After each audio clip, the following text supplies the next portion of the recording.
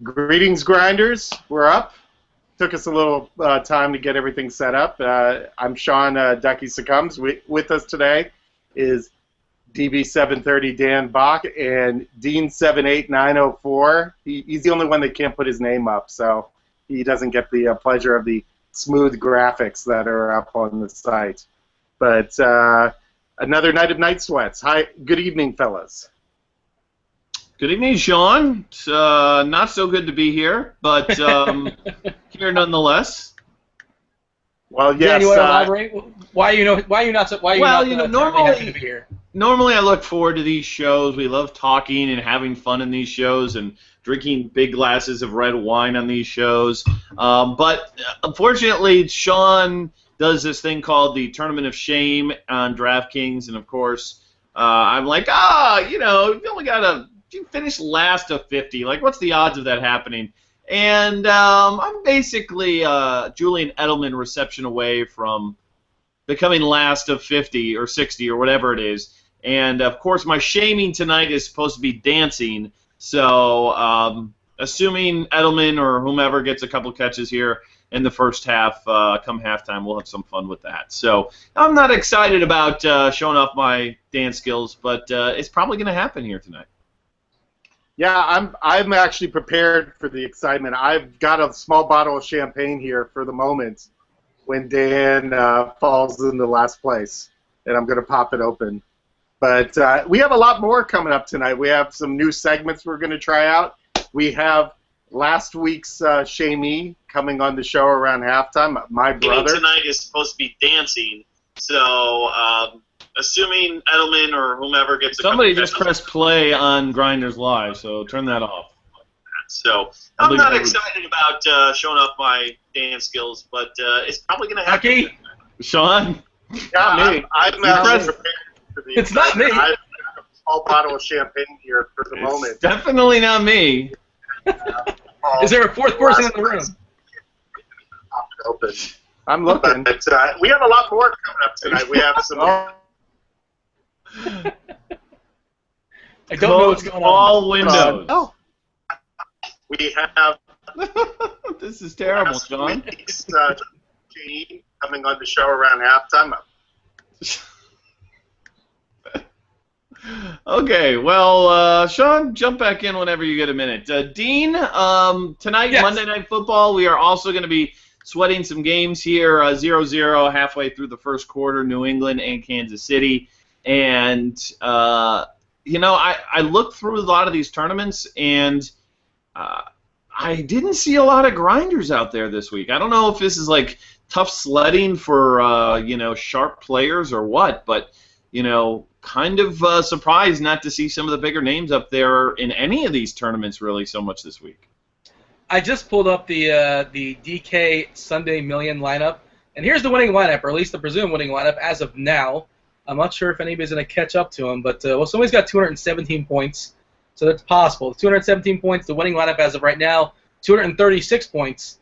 Got Phillip Rivers, Matt Asiata, Frank Gore, Antonio Brown, Jordy Nelson, Triple S, Steve Smith Sr. with all the revenge, Cody Fleener, Lamar Miller, and the San Diego Chargers defense. I don't know if that one screams that, like, oh yeah, that's going to take it down when you look at it like it's Sunday. It's not terrible. It's not like Derek Carr terrible from week one when somebody won a trip to Atlantis with Derek Carr as their starting quarterback. That's pretty bad. That lineup's, I look at it and say, it's not terrible. I think Duckie's back, by the way. Sean's back. I don't know what the hell's going on with my computer today. It's acting up. You guys have me host the show, it just goes chaotic. I don't know what's going on, but I'm back. Hi. What's going on? My computer's just acting crazy. I mean, what can I say? I have to accept this fact. So, but hopefully this is the last time this will happen, and I know you guys are starting to talk about if there's anybody that we have in the major tournaments. Right now, this past week seemed kind of like a bizarre week. All the experts seem to be wrong. Yeah, it was funny because I'm supposedly one of these experts, and I was all in on Calvin Johnson, and that blew up in my face. I did pretty good on my value pick. I said Malcolm Floyd, he scored a touchdown, so That was okay, but man, Calvin just killed so many teams for me this week that it's pretty hard when you spend 9,000 or whatever on a receiver and he gets you like 2 catches. So that'll hurt you. Yeah, I had Calvin on most of my teams, but I also had Asiata, so that kind of made up for it. And I got lucky on a couple other picks, but so yeah. Probably because I'm not one of the experts, I'm cashing in a good chunk of my tournaments at the moment. So. Travis Kelce having a pretty good first quarter here. I think that's his 3rd grab so far. So this kid's for real. So 3 catches for 23 yards. Yeah, pretty good start for him. But of course, this week's okay. This week's okay. But what do you think next week's sweat is going to be like with $1 million for somebody? Like, that's crazy sweat. Like, $100,000 is a lot of money anyway, don't get me wrong, but $1 million next week, that's what we're going to be dealing with. Yeah, I think oh, go ahead. I'm just saying it's going to be insane. And I mean, I probably won't have 10 or 20 entries in it. I'm a common working class man, but I will be in it because how can you turn down a chance to turn $27 into $1 million? You have to take the shot. But it's hard nowadays. I mean, 50,000 entries, it's really a lottery right now. You just have to pick somebody bizarre and hope they hit 3 touchdowns on it. It's really come down to it. I look at the lineups that win, and I just go, I don't understand how that lineup was picked. It's very much the office pool for the NCAA tournament where the person who just picks all the uniforms wins. It's been like that lately. You said 50,000 entries. You're about the half. 2.2 millionaire maker is 92,000. Over 92,000 entries. How full? If we're going to set it over and over, however you want to say it, how full is that going to get? It's not going to fill, right? No chance. I don't. No, I'd say I'll go about 60,000 will be my guess. I was going to say 75 is my number. I might be way high on that. I don't know, but chat, send in your guesses. Whoever gets the closest, and that's what we'll do. We'll put it in we'll do a forum post on that. We'll do a T-shirt contest for come the closest to the number of entries in the DK tournament. Price is Right style? Yeah. What? Price is Right style? You can't go over, right? No. We can't have people bidding $1 on this one. I think that'd be pretty closest. I don't think we should torture the poor people by doing that. But I'm taking a risk right now. I'm getting the chat back up. I'm afraid my computer's going to go haywire again and open up 6 windows by doing this. But I'm going to take my shot here and see what I can do. Chiefs in the 2-yard line, by the way. Jamal Charles, just short, I believe. Well, wait. No, it's a touchdown. We got a touchdown. They gave him a touchdown. Wow, Jamal Charles. Yeah, Dean, are you 7 seconds behind again, by the way? Of course I am, yes. Okay, just want to be sure. This is like the most miraculous comeback from a high ankle sprain in the history of sports. It's a minor high ankle sprain. So you went from out 8 weeks to I'm ready to go and 1 week off. So he's the Rod Tidwell of high ankle sprains. Yeah, that was definitely a touchdown. So yeah, that's a touchdown. Drugs are good. That's all I could say. Toradol, all the Toradol. How about this LaRon Landry getting picked up for getting suspended for PEDs? This is about as bad as when Bartolo Colon, got picked up for PEDs. I think it was last baseball season after he started 6-0 and had an ERA below 1, and then all of a sudden it's big surprise. I think the same thing with Landry. He's tweeting out these pictures of him looking like the Incredible Hulk, and there's no way the guy wasn't juicing. Zero chance of it, and sure enough, kind of came out today. So, by the way, I'll have no Bartolo Colon bashing. By the way, I just won't have it. I won't. He won me a game yesterday to help me win my baseball league. So I went the whole season with Bartolo Colon in my rotation, and I won a fantasy baseball league. By the way, if you had 4 minutes and change in your office pool until Duckie references one of his personal home fantasy games, cash your tickets. Yeah, nothing Hey, like sweating 5 months with Bartolo Colon. One night is bad freaking enough. I know. 5 months worth. No, thank you. Would rather not rely on him all season long. Well, come on, we Dean. We also already say, said there's no sports news today. Why not talk about me? I mean, come on. yeah. Can And we we also haven't say, talked for a second. is that the first time Bartolo Colon and Laurent Landry were using the same sentence when discussing bodies, like body types? Most likely, yeah.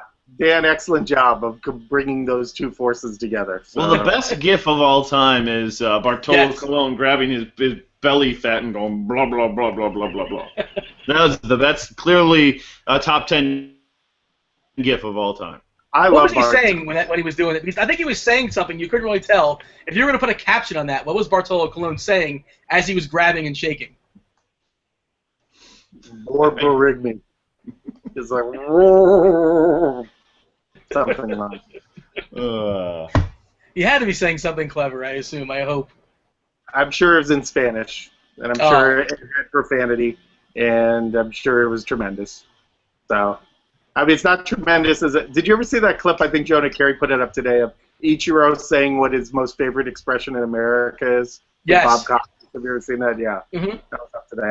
It was probably something similar to that. If you haven't looked that up, kids, Ichiro Bob Costas' favorite expression. Find it. It's worth it. I recommend it. So, but. All right, so it all comes down to Julian Edelman. If he catches one ball, I am done. He might fumble, though. What if he fumbles afterwards? Roto Hobo has Travis Kelce, so he's already passed me. So Okay. maybe we can hope for. I would never hope for injury, so we'll just hope for like a water main break or something like that. Yeah, I mean that's always the hardest thing. It's when you're doing fantasy sports, you don't hope for injuries, but there is always the devil on your shoulder that's like maybe he'll pull a hamstring, and it's like you don't want to be that guy. I would probably hope for that if it was like I'm sweating $1 million and the guy's 1 point behind me. Like, he's already a multimillionaire. Like, he'll get over his MCL injury. I'm not going to probably ever have a chance to win $1 million again. I might kind of like, I don't want to say cheer, but deep inside care about like an injury. Now, for this, it's just like, public shaming me looking like an ass. Like, I do that pretty much weekly on the show anyway. So, no skin off my teeth. I won't argue that point, but we're proud of you for it, and we love you for it. I think dancing this week will continue that tradition, by the way. Dan's about to, and I've got my champagne ready. So I love how you got like the small size. Like you didn't get like a full thing of champagne. You got I'm not wasting my bottles of champagne. Do you want me to go get my big bottle of champagne? I mean, it's warm right now. That's the only problem. I've got some Dom Perignon in the big bottle sitting in. Bull crap. You've got Dom sitting in your house right now? Is that what you're telling me? He's saying you're not Dom Perignon worthy. That's what he's saying. He's saying the good stuff for a good occasion. He can't afford a solid internet connection if he's got Dom sitting around the place, His priorities are not in the right spot. Well, no, Dom Perignon right here. Second bottle of Dom. I haven't even opened it up. It was a gift. But, oh, no, I'm sorry. This was Laurent Perrier. But this is a nice bottle. It's Laurent Perrier. I've got that there. Is that what all the hipsters do in L.A., buy each other expensive champagne for holiday gifts? When I worked at Sony and I used to get free gifts. I mean, these bottles actually are about 4 or 5 years old. I just don't have those moments where I'm sitting around the house. I'm going to drink a bottle of champagne tonight. It doesn't come up too much. I have way too many of those nights. You need to have some kids. And then suddenly... not specifically champagne, I guess. That's the point. I was going to say, just have a couple kids, and the next thing you know, those bottles will be gone in no time. Yeah, I mean, I've got some great, 15-year-old scotch in the house. I've got lots of stuff, but I'm not... It's Corbel. Come on, give me some credit. Wait, hold on. Corbel? I did have, what's in Roto Grinders? When we went to Vegas, Roto Grinders gift package. I haven't opened this up yet. What kind of champagne is this? It might be wine, but let me see. That would be more appropriate for Dan, wouldn't it? It's a bottle of Segura Blue Das. I think that's the fine Venezuelan champagne. I think. Only the finest.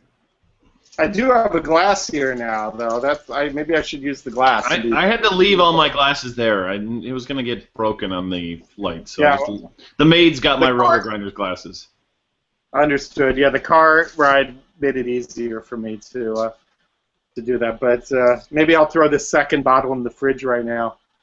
And is that Edelman? No. No. I just see short pass. I assume it's Edelman. I'm going to stick this fine bottle of Segura Viudas in the fridge, so if I need one for the second half, I'll be ready. Hold on 1 second. Brandon LaFell with the 8-yard reception. So, Dean, you ready to win $1 million next week? Yeah, let's do it, man. I'm actually, I'm more of like a 50-50 guy. I lurk in the double ups for the most part, a lot of heads up. I always throw myself in the tournaments. Like I usually like 2 or 3, maybe 4 teams, something like that. But I'm gonna ramp it up. I'm probably gonna pump it up to like 20 or so. So I'm gonna be crazy. I'm gonna be silly. How about yourself? Yeah, I'll be in that same boat. It's I don't want to go too crazy. Hopefully, college football will have some big ticket qualifiers, and I can run some trains in those. College has been really good to me this year. NFL has just been so average to below average so far. I'm not gonna lie. I'm not gonna pretend like I'm printing money this NFL season. Just early on, it's just the unpredictability is just nuts. I mean, McCoy and Calvin have just been so bad this year. And, so many more guys on top of that as well. I mean, it wasn't until really this week that, Rodgers, I guess he's been good 2 of the 4 weeks, but Breeze has been a disappointment. It's just been a kind of a funky year outside of, like, DeMarco Murray. Yeah. As long as DeMarco, if he stays standing, that offensive line in Dallas is pretty awesome. Yeah. So, if he doesn't fall apart, he seems to be in line to be the top running back all season. And that was for 1 quarter, and Dan has survived so far. That was the fastest quarter of football ever. It's called Chiefs running the ball. That's what it's called. They're playing ball control offense right now. That was super fast. I don't know. I'm looking forward to the predictability of NBA coming back. Yes. Like you get that in college football a good bit. Like Todd Gurley's going to probably have a touchdown and 150 yards. Maybe he'll get you 2. Maybe he'll get you 3. And I like that. But with NFL, there's just right now there's just no predictability on anything week to week, and it's hard to play. I mean, it's hard to if you're off on one of those big guys, your team is pretty much done. Certainly in any sort of tournament format. So NFL is people talk about variance in baseball. There's a lot of variance in NFL too. I must add, Dan hosts a great show on Roto Grinders Thursday nights. If you're not watching it for college football, you're just going to lose. Oh, come on! That was the perfect spot for it. I know. I refuse to do the podcast open. I know. I said I'm going to be better than that. I'm going to be better, but maybe I should have. Yeah. Well, you're Dean. Yeah. I don't mind. No, we love you, Dean. I appreciate Dean is that. Thank an incredibly nice guy. Oh, yeah? Yeah, Dean is an incredibly nice guy. No. But you know what? Maybe now's a good time to do it since we got 125 people. I came up with this segment that Dean and I are going to do. It's going to take a little time, but everybody says how nice a guy Dean is. And he is. I mean, if you went to the Roto Grinders party, everybody was saying Dean's a nice guy or everything. Well, maybe we just need a minute where Dean's a complete asshole. At least. At least a minute. But I'm getting my clock set up here. We're going to give Dean 1 minute to be a complete jerk. This segment is called Dean is Mean. And what we're going to do is we're going to give Dean 1 minute, and he could be as big of an ass as he wants to be. He could go off at any of his tirades, whatever he wants. And just don't be BVP or whatever it is, please. Just don't what? Yeah. Don't be BVP, whatever it is. Oh, I went off on Derek Jeter the other day with a show with Boggs. I went off on him, but people thought I took it a little too far with Derek Jeter, the whole slurping of him. But that's a whole other conversation. I need much more than a minute to talk about Jeter. I was with you. I mean, I like Jeter. I think he's a Hall of Famer, but right now it's like, come on, it's calm down. He's never made an at-bat in the major leagues, as far as I can tell. Yeah, it needs to be. It's the Aaron Rodgers RELAX right now on Derek Jeter. It's just, we get it. But so, Dean, are you ready to do this? I'm ready to do it. I mean, you're gonna fire some topics my way, or you're gonna fire something my way, and I have to be as start talking, and then just go right ahead and just be an ass. I think we're giving you free reign right now. All so right. if you have any anger issues you built up, I mean, I could throw some easy targets at you right now. Yeah, please. I think that would make it easier. I don't have anything planned. I figured we just wing it. I mean, Mike Fiers. That's like the first guy that I thought about Mike Fiers. Oh, Mike Fiers. He pitched on my championship team this year. He did it again. There you go. So, what do you think of the South? What do you think of the South Florida drivers in traffic down there, Dean? Oh, the worst. Oh, one driver's lower than the next. Clock's about to start. Clock's starting now. They're the worst. How about the South Florida driver? Yeah, one driver is older than the next. One driver is like slouched down lower in their seat more than the next person. The right lane drives like it should be the left lane, and then of course you have the assholes that like here's the thing with driving. This one drives me nuts. Not the old people. I'm gonna pick on the older guys, but when you could clearly see a red light in front of you that's like 1,000 feet away, it just turned red. You know you're not going anywhere, and then the guy who's speeding up to stop drives me insane. I like to sort of cruise into the red lights. I'm perfectly fine with that. I'm content. I don't need to show off. I don't need to say, hey, look how fast I can go into this red light. But the guy, what I will do is I'll kind of cruise in, and the guy behind me, inevitably, 9 times out of 10, will turn around me, go around me, and then cut me off, and then park right in front of me, and now he just gained himself like 12 feet. Like, I don't understand that. It drives me insane. You know this guy? Yes. Is that it? Nice to admit how angry I am about drivers. Yeah, you actually just went a whole minute on angry about South Florida drivers. So I was expecting more direct insults at me and Dean, but me and Dan, but that works. We can go. Well, you didn't hit the right trigger. I know.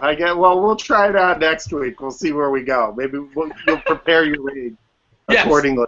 Week, and need to be steered appropriately. I mean, this show is all about experimenting and trying new things. It's like Tommy G in Thailand. That one's a good one. Yeah. Yeah. And that's fine. We're gonna try new things out and see where they go. But the way this game's going, we're gonna be coming up to halftime pretty soon, and I know there are people that are in the chat waiting to see Rebel 44 show up. I'm just happy that Edelman does not have a catch yet. So, hopefully the later this goes, the less people who are watching, and the less people who can see me, make an ass out of myself. So.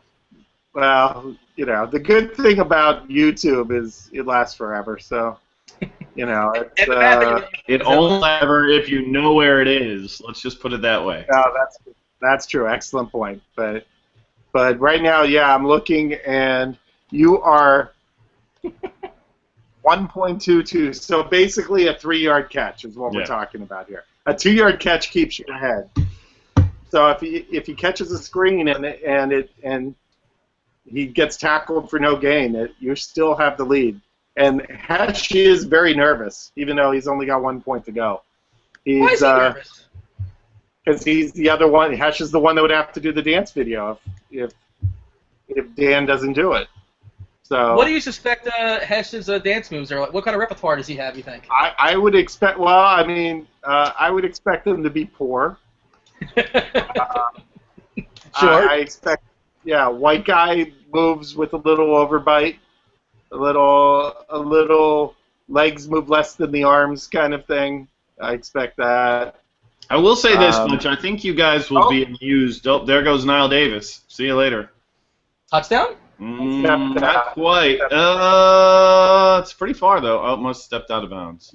Probably like 60 yards at least. Wow. So would you say that the Saints are the biggest surprise bad team right now, or do you think that New England struggles are more surprising. I would assume New it would be England is Saints. still, what, 2-1 going into tonight? So, I mean, they're not struggling like, I mean, come on. You had Atlanta lose, or you've had the Saints lose to the Browns. I mean, Yeah. how bad is that? I mean, they're just so bad on the road. Like, I don't get it. Like, I thought for sure against Dallas this was a gimme game, but their defense is terrible. Defense is Kelsey again. Jeez, he's a beast. Kelsey did it too. Well, that's the thing, too, with New Orleans. They played 3 road games. They've lost all 3. So once they get back at home, they'll be fine. Like, you know, what is he going to do versus Tampa Bay this week, Breeze? 4 touchdowns? Like, is he the guy that you want, like, 80% of your exposure to in this DK tournament? I mean, the salaries in this DK tournament next week are kind of a joke. I'll probably riff about it on the podcast tomorrow. They just made it so easy. Now, I know why they did, but I think they just went a little bit overboard. I mean, you got DeMarco Murray, cheaper than he was last week. You got starting running backs at minimum salary. So, I don't know. Jamal Charles. I hate to tell you, Brady's going to be throwing. Brady will be throwing. That was a pass to. Was that Charles on the? Yep, Charles. Yeah. Nobody will have Charles this week at all. I can't imagine Charles is swinging many of these tournaments this week. I have him on one of my DK teams, but the rest of the team I think is kind of a disaster. Unfortunately. Wow. Well, the bad news for Dan, this means that the Patriots are going to be throwing the rest of this half, so it leaves opportunities there. But Duckie is like a .02 chance that I would not lose this, so I'm gonna lose. Yeah, keep the champagne on ice. It's going to happen. Dan's pulling the ultimate reverse jinx right now. It's I almost did that with Calvin last night. I almost Dan panned him purposely to kind of get going yesterday. I was this close, but then I was like, we gotta save that for a bit, like a better, situation. Yeah, so, I did do a reverse jinx yesterday with baseball. So I told Al he won the league. Congratulations, and then Willie Rosario hit a swan song in that league, right? He's done. Yeah, Al never won the baseball league. He played in it for about 10 years. He's got 4 championships now, and he's got 0. So he's not sentimentally, clutch, I don't think. Yeah, he's not clutch. BVP. But no, it came down to one at bat last night. It was Willie Rosario in the 8th inning against the Dodgers in a 10-4 game. He gets a hit, I win. And Dean then wrote to me, if he's facing a lefty, you better hope he's facing a lefty. And sure enough, they had a lefty in there, and he hit a home run. That was the season. Nothing like sweating 5 months to do something you can sweat. Yeah, in the night. He wasn't even on my team. He was on another team completely. It just brought Al's batting average was 2.619, and the other guy's 2.2620. So it was early. So, Dean, are you seeing any movers and shakers in any of these sweats here tonight? I mean, I'm looking to find. You got 2 touchdowns, so if somebody would jump up, it would probably be seeing it. Find something here. I got 149 on my DK Jamal Charles team. I don't think that's gonna be enough though. And I don't think that's what you're alluding to. But, no, I think you're about 100 points shy. Yeah. Let me see if I can pull up. Let me see if I can find. But yeah, you'd have to assume that somebody has to have Jamal Charles, right? Kelsey's been pretty good so far. Yeah. Yeah. I don't think anybody has in the fantasy elite game, and I know he had Charles, so that does not do me very good. Yeah, I like your chances. I don't think anybody in the tournament of shame had Jamal Charles that's up near the standings because I've been in 5th for the whole time and it hasn't moved. So looks like, but for Dan, thankfully it hasn't moved at the bottom either. So except for Roto Hobo. But, Sunday Million, the guy in 4th, has Travis Kelce. He's 12 points behind the lead, and there's nobody with anybody active in front of him. So if Kelce catches a touchdown, he can make some noise. This guy's got Gronkowski with 217. Gronk is he's been catchless so far as I can tell. I don't know, has he even been targeted, Gronkowski? Yeah, but they're going to be throwing a lot here, so he'll get his. You'd assume so. Pulling up the NFL Sunday, the NFL Bomb on FanDuel. By the way, I don't know if you saw, it's they went up to 1.5 million on FanDuel this week. Oh, they did. That's good. Yeah. I didn't know if they were. I thought maybe they weren't able to because it was strange that they went 1.25 and then had another 500K bomb next to it that they put out immediately. Like I thought maybe 1.25 was the max. So I think that's great. They got up to 1.5 million. I think they can go 2 million when it's all said and done. I think come November. That's my prediction. Yeah. $2 million tournament. Interesting question there on FanDuel. Tournament. Next Monday night's game is Seahawks Redskins. In the million, how many people have the Seahawks defense going into that Monday night? Is that in Seattle or in Washington? No, it's in Washington. I think we have a Julian Edelman catch. Yeah, we do. Uh-oh. Murr. And here goes the champagne right now. I gotta... Are you gonna pull some? Are you gonna pour some champagne out for all the fallen dancers over the years? Yeah, it's all the strip club. If I could ever open this bottle, my hands were You sweating. don't with excitement. realize, like, the shame is not so much in, like, what's about to happen at halftime here today. The shame is more in being last against all these other peers of mine. That is way worse than this. Like, I've been on the front page of Roto Grinders for, like, the past week with a cat and a Limerita in my hand. Like, you can't, shame does nothing for me. Like, whatever. But, finishing last, I just picked the wrong wait team. till my brother comes on. We'll see if that stays the same. But as I can't open this bottle of champagne, this thing is glued shut. I may have to go to the other room for a second or something because, God. Just for fun, Edelman just threw in another catch for you, just to rub it in. Yeah. I'm cheering for Edelman. I got him in some cash games, so maybe can salvage something there. Have we decided what's the deal, Dan? I know you finished last, like according to people's, those that actually filled out a roster, but RMT Hawk, he had a deadline. We'll be doing two dance videos to this week. I just decided the dance thing is so great. Let's just do two. Okay. It's not. Yeah, no. Anytime we try to do something alternate, it gets a little. Okay, since we're on dancing, let me ask you a question. Back in about, I want to say it was 96 was the year. Did you do the Macarena in 96? I did not. I was not a fan of the Macarena. I was definitely in my brooding punky phase at that point. So no, I was, or at least college rock phase. I was I did not dance to a Whoop, There It Is. I didn't dance to Macarena. The Macarena was the dance. Like the dance song was there. Like everybody. I've not done the Macarena. I've not done the electric slide. Whoa. The cha-cha slide is a different story. That's the one that you really like.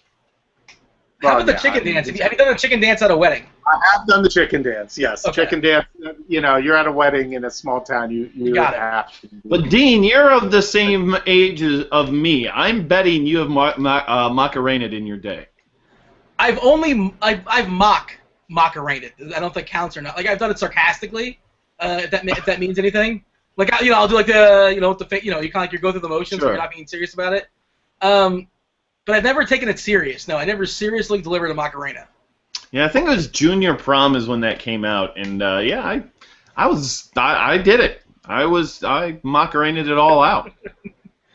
I'm pouring my champagne. I've only got the bottle open, by the way. So here's to you, Dan Buck. You're my hero. Cheers. I've still done the electric slide, by the way. You had. How could you not? I thought I was going to have trouble getting people to do it this week because I always have the feeling some of the big name fantasy people tend to have be image conscious and don't want to do the embarrassing things. I saw CSU Ram in there this week. Good job by him. Roto Wings has been in, or Bird Wings has been in it for the last several times. Bird Wings. I'm surprised he didn't tank this week so he could do his Bird Wings, chicken dance. Like you get a couple of cocktails and Bird Wings, and you go to Senior Frogs. Next thing you know, you'll see the bird wing go up and down. You know, I mean, you know, we did get to see Dean up on stage at Senior Frogs. We didn't get to see you there that week. No, I was done. I told you, poker. Next year, I'll trade in poker for Senior Frogs, but can't do both. Can't do both. I'm too old. And yet I did both and played 4 hours at the table after the tournament. But that's okay. And I'm the old man of this. You don't understand the toll that kids take on you. Like, you feel old. You're not old until you're chasing around these little ruggers all over the place and going to t-ball and gymnastics and cheerleading and all the other garbage that goes into it. And you love it, but my goodness, it takes its toll on you. So, you know, that's the underrated thing about kids, unless you have them. Like, it's a lot of work. My brother is a perfect example. My brother looks like he's exhausted all the time. So, and he was one of those people. He used to sleep till noon every day. He was heavy on the sleep. Yeah. That ain't happening. That's by far the worst thing is being a parent. Is like, even when you go on vacation, you're still waking up at 7 o'clock. I remember we went to like Jamaica one time, and sure enough, woke up at like 7 o'clock. The entire resort was dead. There was literally nothing going on. I only had breakfast open until like 8:30. So it's just drawback. Well, Al, I think's the one that always says that he doesn't have vacation anymore. He goes, how does he put it? He goes on family outings or something like that. Vacations with kids are not vacations. They're just like, you know, work in a nice tropical location or something like that. Yeah. Well. Okay, enough ranting about being a parent. It doesn't all suck, I promise you. Yeah, we've done Dan is mean several times on this show. we don't have. Unintentionally or intentionally? Yeah, it's not intentional. Well, Dan is cranky would probably be more accurate in that one. He gets a little curmudgeonly every once in a while. So usually only on this show. I'm usually pretty good everywhere else. Yeah, no, that's true. Joe Watson turned $50 into $31,000. Who the hell is Joe Watson, by the way? Like, how did this guy get all this pub on FanDuel? Like, what made him decide, like Duckie, that could have been you, but you just didn't do a good enough job. He's more marketable. Let's just be honest about it. I choked. What can I say? They found my style to be too laconic. See, you would have been better though, because it could have been one of those sneaky, like, oh, Drew Carey is endorsing FanDuel? Like, they could have gotten like two sides of it thing. You bastard. But you are nothing but a bastard. But no, I don't know who Joe Watson is. I'm tempted to like seek him out and do a podcast interview to like learn more about Joe Watson, because Joe Watson gets more. He's like the next Chris Prince. Like, Chris has almost been replaced by Joe Watson. Chris still shows up every once in a while. I did have this idea, and if one of the major sites wants to do it, I'll be happy to do it if you pay me. Of like going around the country and meeting with people, with DFS players, and doing interviews with it. Be like sort of a on the road kind of show, and then we could learn, like, you know, Hesch's favorite Chinese restaurant in Alabama and things like that. We all want to know that. Yeah, you know, stuff of that sort, and you know how many guns Stevie owns. You know, set the over under. Yeah, I'd say 3.5, but it's way over. Okay, let me go. Okay, I'd say 11. 10. I'd say double figures. Okay, you would have set it. We'll set it at 9.5. Stevie, if you happen to be in the chat, we've set the over under at 9.5 on number of guns you have. If people want to jump in and take their guesses before Stevie jumps in, we'd appreciate it. So 9.5. We're counting all kinds of guns: handguns, rifles, semi-automatics, bazookas, cannons, whatever. I think we had this conversation with him before, and the real exorbitant number was the number of bullets in his house. That's different. He's a bullet dealer. Like, of course he's got like thousands of rounds of ammunition, but you know, I don't know. If there's a zombie apocalypse and you're in Florida, go to Stevie's house. That's the Stevie's house is going to be like. Stevie's house is going to be. What was the place in Walking Dead last year that everybody was going to? I can't remember. It's a long name. In Atlanta, I think it is, right? Redemption or what? No, I can't think of it. I'll think of it. Yeah, but it turns out it's like a cannibal place. Oh, yeah, we just had a Jeff George appearance on Monday Night Football. What? Oh dear. Oh dear. He had so much talent, Jeff George. What happened to him? He had an amazing arm. I'll say that. Yeah, I was gonna say there's a difference between talent and being able to throw the ball fast. Totally different. Yeah. Our quarterback is being the leader, and he was a dick. That's pretty much it, I think. I mean, there are dick quarterbacks, but I think you gotta want to play for your quarterback. I think. I think Jay Cutler is a modern day Jeff George. How about that? I can see that. Yeah. That's a hot take for you. That's No? Dean with the hot take. Nah, I don't know. I mean, why not? Jeff George is so much worse than Jay Cutler. So much worse. They're similar, though. Similar. This Niall Davis looks the part. My goodness. Wasn't Niall Davis? He was a Boston 2000. College, was he not? No, you're incorrect, sir. He was disappointing in college. Right? Incorrect. Niall Davis? Niall Davis. Keep guessing, boys. Wasn't he in the SEC and he played for Mississippi State? Mississippi? No. Arkansas? Arkansas. Ding, ding, ding, ding. He was in Arkansas, and he was actually really good, I believe, his junior year, and then broke his leg his senior year and hardly played. And or vice versa. He might have broken it his junior year, and then his senior year he was kind of slow coming back. But he got hurt one of those years and kind of knocked him down a notch. All right. I thought by the way, I'm wrong then. By the way, the Walking Dead place is Terminus. Yes, that's what it's called. So Gifted Game 31. Yeah, you know what? The only thing I might hate more than fantasy is zombies. I am so all out on zombies. Okay. Here's what I'll say. Let me say this. I'm with you, Dan. I don't care for zombies. I don't care for supernatural. I don't care for dragons. But The Walking Dead's not really a zombie show. Let me explain.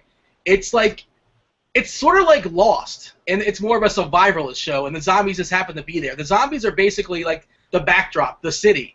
It doesn't drive the show. It's just a character, basically. It's parking cones in a driver's test.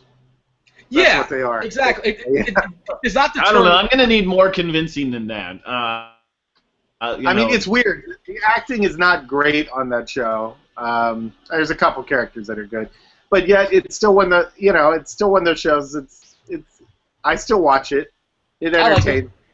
I'm compelled to see who dies next, things like that. But no, Dan, I don't think we're gonna sell Walking Dead, especially not tonight. Don't think it's gonna happen. So, I gave in in season 4. I finally said, because so many people convinced me. They're like, you gotta watch this, and I'm like, okay.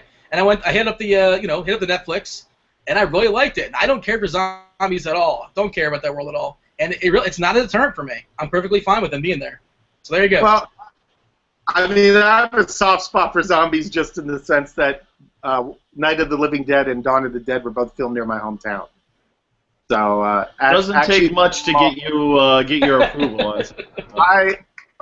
Filmed near me, and there's not many movies in my hometown, so it was the Monroeville Mall was the host of Dawn of the Dead.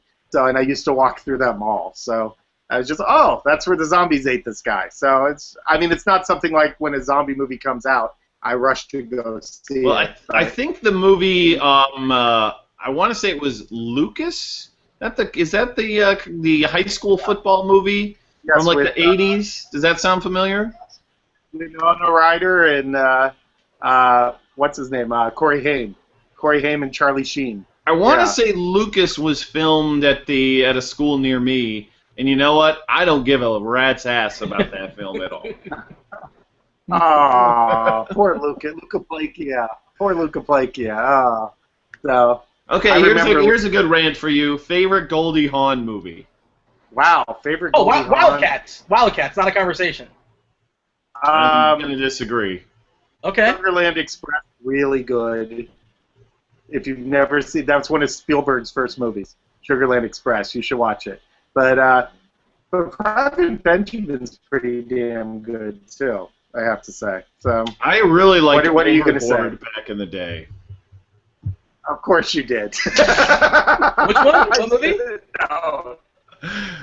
Overboard. Overboard. Kurt Russell. Oh, You know, they had Overboard. Come on. What are you talking about? That was good.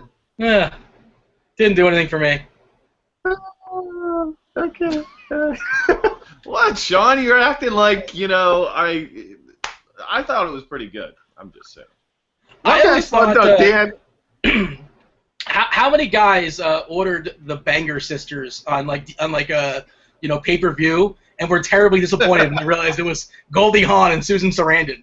Wait a second, what is this? Oh, that I could see a lot of people being disappointed by that. Yes, the random Netflix or something. Oh, I got to put the Banger Sisters on. It's about two middle-aged women. Yeah, I could see that. Most misleading title ever. But, No love for Wildcats? Nothing? It was all right, but I remember the song. It's like sing it. It's the sport of kings, better than diamond ring. Football.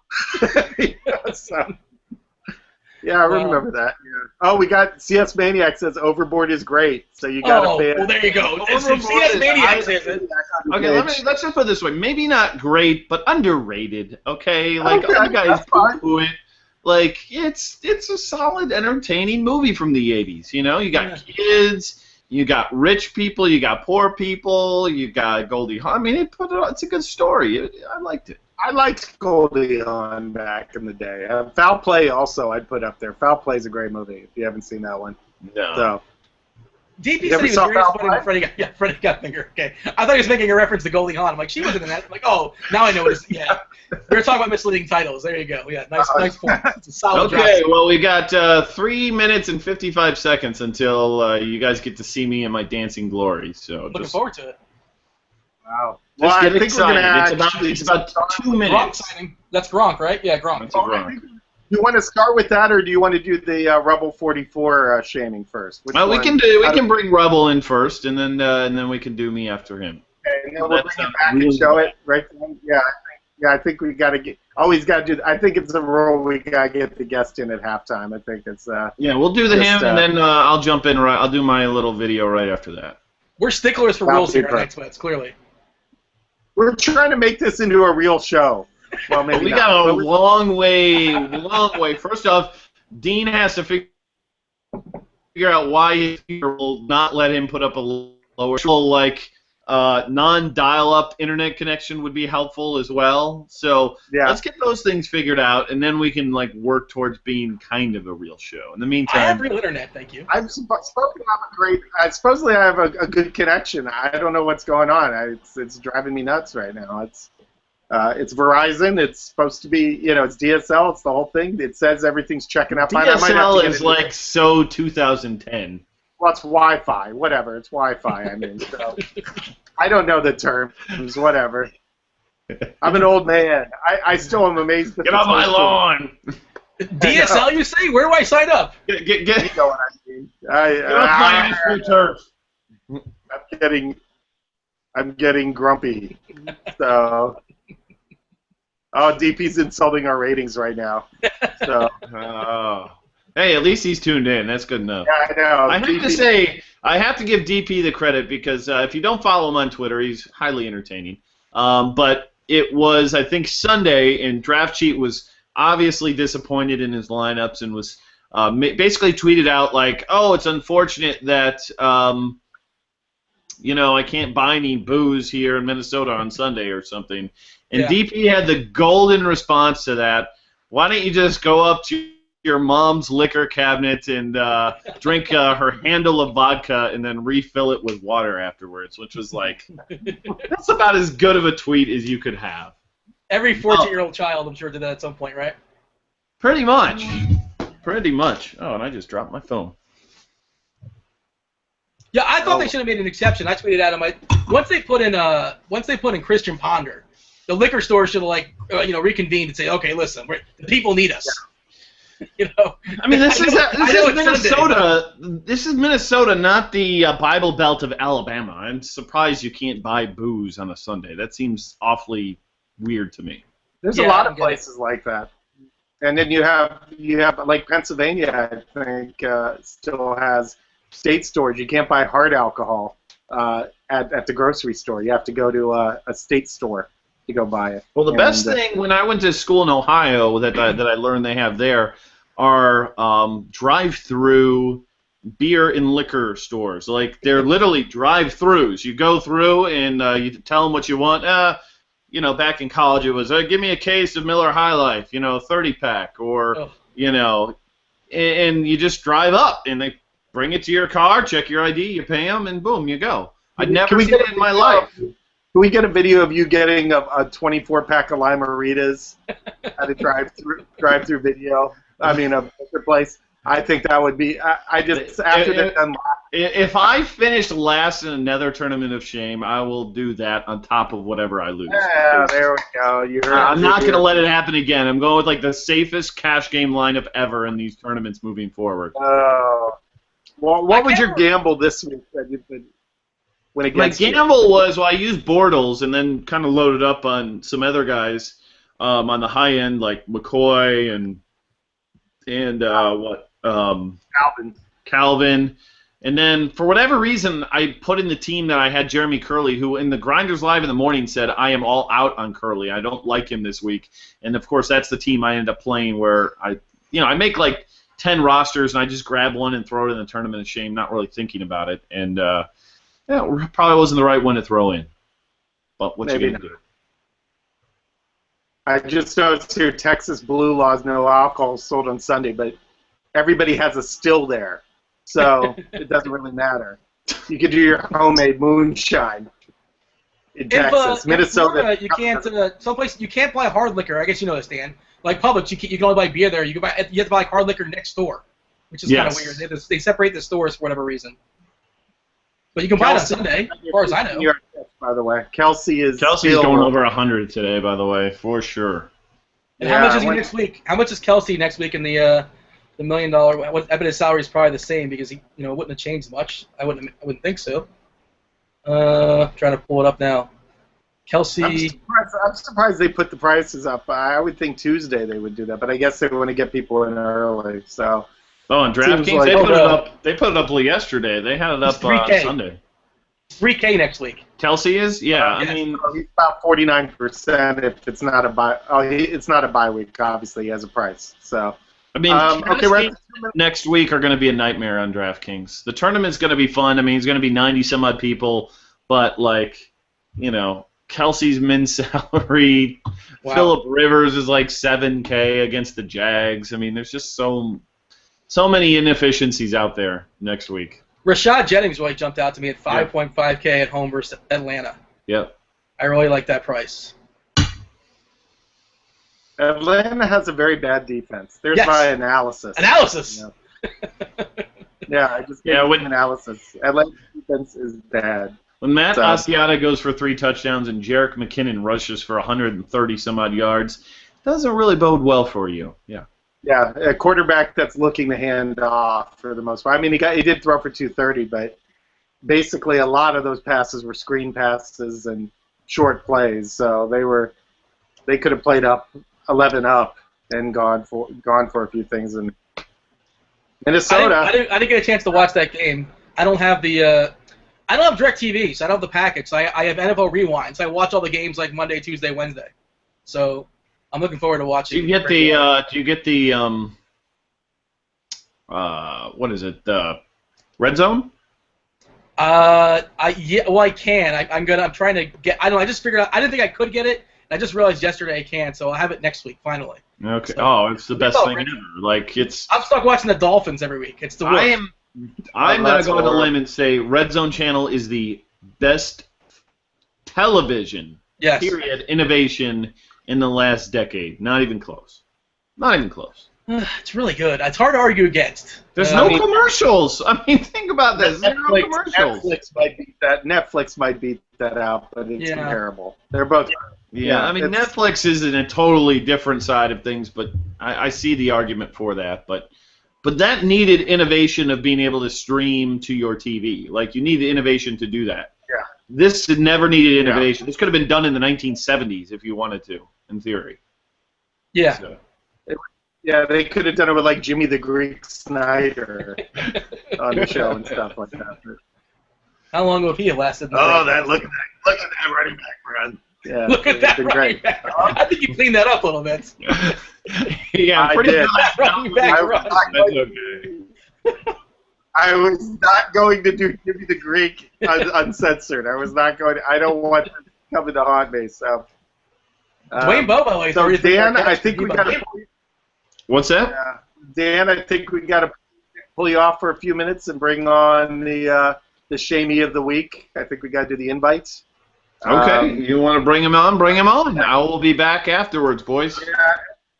Yeah. So give us about 15 minutes and go ahead, take a break, crack open another Lime-A-Rita. I'll be back at. Okay, how about we do this? We say 10 o'clock.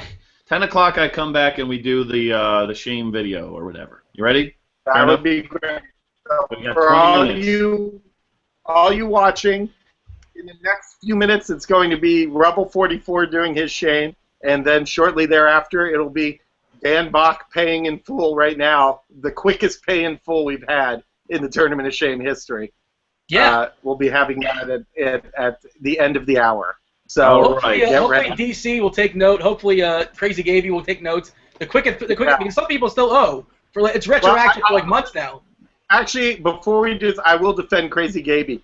He called 12 psychics, and none of them would do it.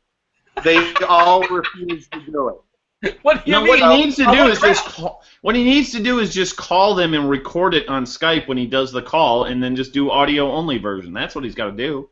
Done and done. Honestly, if he does 2 minutes of them saying, "I'm not going to do that," I would consider that. Yeah. So, Gaby, if there's any chance you happen to be watching tonight, you're in you're hidden. You've been just given an idea. So just do it live. Go on a Skype thing and just start asking questions about fantasy football. We'll allow it. All right, guys. I'll be back in 20 minutes. Have fun, Rebel. Dan Bach excitement coming. Dan Bach dance party coming in a couple minutes, in 20 minutes. So. Are we doing this appropriately? Right, which one is the undercard and which one should be the main event? Because they're both very interesting. Honestly, they're both winners as far as I'm concerned. But let me see if I can bring in my brother here to the chat. It's going to take a minute. That's why, with 43 seconds left.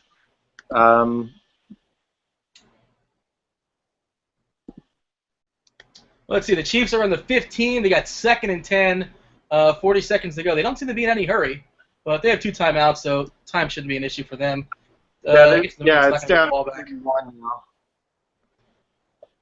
So what do we realize here? Anything in particular? Just a field goal? Or honestly, I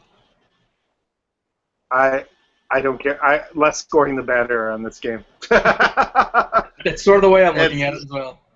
Yeah, I don't think many people have Kansas City guys. So now Kelsey. Davis might be a little, but Kelsey's probably the one guy. So. What little money I'm going to win this week, I kind of need. I faded this game, so. Kelsey, by the way, so far in the first half, 5 catches for 70 yards, and Dwayne Bowe, 5 catches for 81 yards. Look at Kansas City passing the ball. By the way, while I'm waiting, because I don't want to send the invite officially until the 31 seconds ends. You want to do an F, Marry, Kill while we're waiting? Let's do it. That's a great link, by the way. Yeah. All right, who are you nominating? Am I nominating people, or you were nominating? So how are we doing? Everybody here on chat could join along on this one. Please. But Dean's going to guess it at the same time. Do it at the same time. If anybody does not know what this means, F, Marry, Kill means, well, F means F. Well, look, we always F means fuck. Okay. M means marry, kill means kill. You're going to get 3 people. You have to screw one, you have to marry one, you have to kill one. You have no other choices. So, Dean, are you ready for your 3 people? Let's do it. Stevie, Ethan, Ethan. and Tip and Pick. Go. Oh no. All right, I'm sure everybody in the chat's really eager to play along with this one. I know. Well, join in. You might win a T-shirt if you can come up with the best reason for it. So there you go. Oh no. I don't even know if anybody's watching, to be honest. So I'm not. We'll see. So Let's see. I think well, I'm trying to rationalize this, and there's really no place to start. Oh no. Who would you kill out of those three? With all due respect, we love them all. They're all great guys. I think I got to kill Stevie because he's going to kill me first. He's got all those guns. He's got all those bullets. He's probably going to kill me. So let me kill him before he kills me. So how about let's kill off Stevie. Okay. But I think you know what? I don't want to kill. I bet Stevie's a really good cuddler, so I don't want to kill Stevie. Oh Yeah. no. I know, but you have to kill someone. And I probably way, know Stevie the best out of all of them. So if we're gonna do something intimate, I'd feel most comfortable with him out of the three. Okay. So, well then. This is a very difficult. This is a quandary. It's such a quandary. Well, you got 60 seconds because I'm going to be inviting my brother on. There's been a controversial play here at the end, I think. There's no time left. Clock ran out, but there's a flag, so I got to see. It's an almost touchdown. It looks. Can you hear my ringtone in the background, by the way? I do hear a little something. Yes. Okay. Is that Stevie calling you, saying, "You better marry me"? It's not Stevie, but it's Samuel L. Jackson screaming at me because one of my friends has Samuel L. Jackson as the ringtone. But yeah, I don't know. By the way, is anybody playing along in the chat as far as this? I haven't seen any suggestions. No, I think everybody's completely focused on the football game right now. So we're priorities. Come on. I know. Yeah. Oh, jeez. I don't know where do I start? You gave me it's a really tricky one. Yeah, it is. Yeah. While you're thinking this, I'm inviting my brother here. Hold on. Okay. I don't want to kill anybody. They all seem like nice guys. I've had good dealings with all of them. Yes.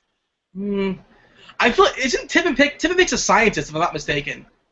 He is. Yeah, he works in the medical industry. Yes. I imagine. Yeah, he's a sharp guy. He's a smart guy. I'm sure he is. He's always good for good conversationally. Maybe he's the guy. Is he the one you marry? He's probably well off financially. I think you might have to. Yeah. What's that? I think you might. He probably has a good income. I mean, I think. Yeah. Should I factor that in? I got to factor that in, don't I? I think you do. Yeah. He's got a mean hook shot. Have you seen his hook shot? I was there with you. I saw it. Yeah. Am I marrying Tip and Pick? Oh man. All right. And I think we can have sort of like a platonic relationship. We can just kind of sit around and watch the games, and it'll be all good. Yeah, I think that's the general rule of it. Yes, but I'm just sending my brother a text to remind him. Hey, what's going on there? We're waiting. I don't want to kill Ethan. I like Ethan. Well, you got to kill somebody. I know that's the rules. Well, I don't want to. I don't want to hook up with either one of them either. I mean, no offense. I mean, they're great guys. And like I said, I'm sure this is the rule. This is the rule. I'm sure they're solid lovers. I'm sure they're all passionate lovers. I have no doubt about that. I'm gonna make love to Stevie, and I'm gonna kill Ethan. And I have no regrets. Okay, so you're marrying Tip and Pick, you're killing Steve, or you're killing Ethan, and you're making love. Oh, you're going Ned Beatty justice on Stevie. Okay. What would you have done? You tell me. How would you have handled this? Oh God. Yeah, see, that's even hard for me. I probably would kill Stevie and marry Tip and Pick, and we'll leave the rest to Ethan's my boy. I can't kill him. All right, and Stevie I like too. I like them all, but I think it's the fear that Stevie would kill me before I kill him. So yeah. I think. Yeah. I think. But I sent an invite out to my brother there. Let's see if. I'm gonna throw one your way later on today. Later on tonight. I'm gonna throw. One. That'll be I'm gonna throw some females your way too, and Oh, later in that's the third quarter or fourth quarter or something. That's very kind of you. They're always good for a conversation. The Mary Kill. Very classy. Always a classy conversation too. I drove a whole trip to Vegas, and me and my brother and another guy did F. Mary Kill the whole way to Vegas. So I don't mean to cut you off, but DB had a great line. Dean Yeah, took the chalk. That's a great line. Of course, I went contrarian. So it's a tough call. Go ahead, tell me. Tell us your vacation. if you want to throw in your choices, we'd welcome it. So jump in. Throw them out there. Throw out your F. Mary Kills. Feel free. We'll entertain some of them. Congratulations to Tip and Pick, who is going to be married by both of us. So it was purely financial. Yeah, we're both whores for the money, apparently. We know that, but where is your brother? Is he still getting his wig adjusted or what? Kevin, where are you? Doesn't he know we have a schedule to keep here? Yeah, this show is really tight. I'm almost tempted to call him right now. Let's call him. Give him a call. See what happens. Yeah, I'll Put put him on speaker. Well, no, if I put him on speaker, we're probably going to get some bizarro situation where it echoes through the whole thing. We already had problems with that. Tip and Pick, by the way, already tweeted at me. So thanks for watching, Tip and Pick. Hey, I hope he's flattered. Tip and Pick's flattered? I don't know. He says, just found out that my second wife is going to be Dean, and I swore I'd never get married again. Well, there you go. Uh-oh. What? I'm not getting an answer. This is not good. I'm low maintenance, by the way, just for the record. I mean, I don't ask for a lot. You don't have to splurge on me as far as financially. I'm very easygoing. I'm an easy one. I'm high maintenance, in case you didn't know. I know you and your Corbell. I like good champagne. But you can get me some good champagne. You buy me some nice outfits once in a while. I'll be cool. I'll be all right. But. I love, by the way, Tip and Pick just put that out there, and then I immediately get a follower. So somebody's like, yeah, that guy seems like this guy's going to marry. Okay, I'll follow him. Congratulations. That's great. Nice. Yeah, I know. Tip and Pick. I said I'd marry you too. So way to go. It's We're like we're polyamorous, the three of us. What? Yeah. This is gonna be like this is the real Big Love. Did you watch Big Love? No, I wasn't a Big Love fan. It's, I think I saw the first episode, and I was just, Yeah, I think it was partially because who would marry that one girl on the show? The oldest the one that was in the Brown Bunny. What? Oh, Chloe Sevigny. Yeah, who'd marry Chloe Sevigny? I think that just not her personally, her character. I just was like, I know you have two other wives to bounce off of, but yeah, it's just I wouldn't marry Chloe Sevigny in that equation. I think it turned me off at that point. I never saw the Brown Bunny, but it's my understanding that movie's like completely PG except for like one scene. The movie's bizarre. I actually worked at the studio that released it, and I almost had to do the DVD, but somebody else got it afterwards. And the movie basically is him riding on a motorcycle, and him coming into the screen and like taking a lap around a track, and you'd see him go around the track, and then he'd disappear for 45 seconds, and then he'd come back again, and that would be like 5 minutes, and then there'd be like bugs on his windshield as he's driving down the highway, and then he's like talking to Cheryl Tiegs at a rest stop, and then the end of the movie is a graphic blowjob from Chloe Sevigny. So yeah, that's the whole movie. But wasn't she married to that guy? Wasn't that guy like her husband or her boyfriend or something like that? The actual actor? It was like his ex, and he was dreaming from what I've been told, he was dreaming the sequence of being with the girlfriend. Like he lost her, she left him, and he was dreaming about getting a blowjob from her. I think was the whole thing. That's a chalk dream, isn't it? Yes. But, I'm calling him again because this is upsetting me now. He might not. What is going on? Does he not know that he's Is on he call? frozen now? Is he? Let me see. He's in the room someplace, Nick. I don't know. This is weird. No, I don't see that he's made an appearance or anything. Is he getting shy? Is that possible? Is he getting shy on us? I don't know where he is right now. This is very unusual. This is not like him. I know he picked out the outfit and everything. Did he not talk to our producer? I don't know what's going on. I'll send another invite just to be sure, but this is the drama is building up. Like something's holding him back. I mean, I hope it's not anything wrong. That would be horrible. But yeah, but you don't want to speculate. I don't. But send him one more invite. Yes, Mr. Good Times. We really were talking about the brown bunny, but it wasn't as graphic as what we were talking about 5 minutes before that. So we really class up the show once Dan leaves. Yeah, I know. Let's just say Tip and Pick would make a great husband, and leave it at that. And we'll go for there. He's marriage material. Way to go, Tip. As for rating, can I throw another? Can I throw an F, Marry, Kill your way? Sure, please go right ahead. Yeah. All right, you ready? I'm ready. All right, it's gonna be a good one. I'm trying to think if I can throw 4 at you. I might throw 4 just because it makes sense once you hear the names. But I don't. Hold on, my brother's calling. Oh, is this him? Hello. Put him on speaker. Where are you? Oh, we've been sending you invites. The halftime's been for like 10 minutes. So. No, it's already been going for 10 minutes. So, yeah, you get. Okay. So we'll give you about 5 minutes. Okay. Bye. Okay, he just walked in the house. He was at work. He's going. The invite sent him. He should be on in 5 minutes. And right after we do that, we will bring on Dan to show his infamous video for losing. So Dean, while we're waiting these 5 minutes, if you want to give me an F, Marry, Kill, I'm ready. Let's go for it. All right, I just want to make sure I get the names right. I'm pretty sure I know their names. For some reason, I got 3 of the 4 in my head, but I'm not getting the 4th one. It's gonna pop up any second. I just don't know if I should throw all 4 names your way.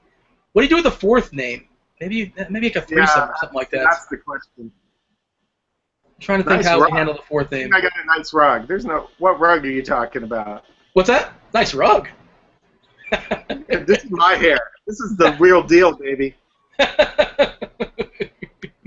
It really brings the room together. Unless you're talking about the rug behind me, I've got a rug on the back here, but I don't think you can see it. So. All right, I'm gonna let you handle this however you want to handle it. I'm gonna throw 4 names your way, and it makes sense I'm throwing all 4 names, but you sort them out however you like. F, Marry, Kill. Okay. Dorothy, Rose, Blanche, and Sophia, the Golden Girls. Oh! You don't think I've done a Golden Girls F, Marry, Kill before? You're a veteran of this game. I'm sure you've handled. I imagine you handled the Golden Girls before. You're challenging me on a Golden Girls F, Marry, Kill? All right. That's like rookie. It's rookie level on Madden. I know. That's like I know. That's like the. Well, I'm trying to think like the purple yellow weekly reader version, but let's see. So how do you handle all 4? Yeah, you got to kill Dorothy. Nothing against B. Arthur, love B. Arthur, but I'm just putting Sophia to the side. I guess actually, if she's got to be in the room somewhere at some point. Okay, I got it. I'm gonna F Blanche and have Sophia watch, and then it's like cuckolding. Yes. That's what I'm doing. That's how I'm going through it. Take me through your why Blanche. Here's the thing: if you watch the Golden Girls, and we're really losing our audience. I don't understand what you're trying to do. Oh, wait, hold on. I hear my brother. I hear him. Hello! He's interrupting our Golden Girls conversation. I know. Kev, you... Oh, ladies and gentlemen. Wait, hold on. Are you there? I'm just going to put the camera on you. Hold on, I'm there. Okay. Oh, he's wearing his Charles Bronson, Charlie Brown shirt. That's nice. We only have your... That's not very blouse? good. Hold on. We're going to see. Kev, if you could back up a little bit. And... I will. Okay. This is my skirt. So, Kev, where did you get this shirt? It Robert, is such a bitch to find something in my size. Yeah, I know. So that's why this doesn't match with the blazer that I'm wearing that I went and got. Oh, you got a really smart blazer on? So I do. Okay. So the theme here is like 80s blazer. That looks like something from Oak Tree that you got, or Structure. You got a nice skirt? I don't even know what it is. I just picked it up at a thrift store literally 10 minutes ago. Oh, okay. So I thought you bought something a few weeks ago. I bought the skirt yesterday, but I didn't feel comfortable without something that matched with it, so I bought this smart scarf. And then I bought the blazer. Oh, okay. Well, okay.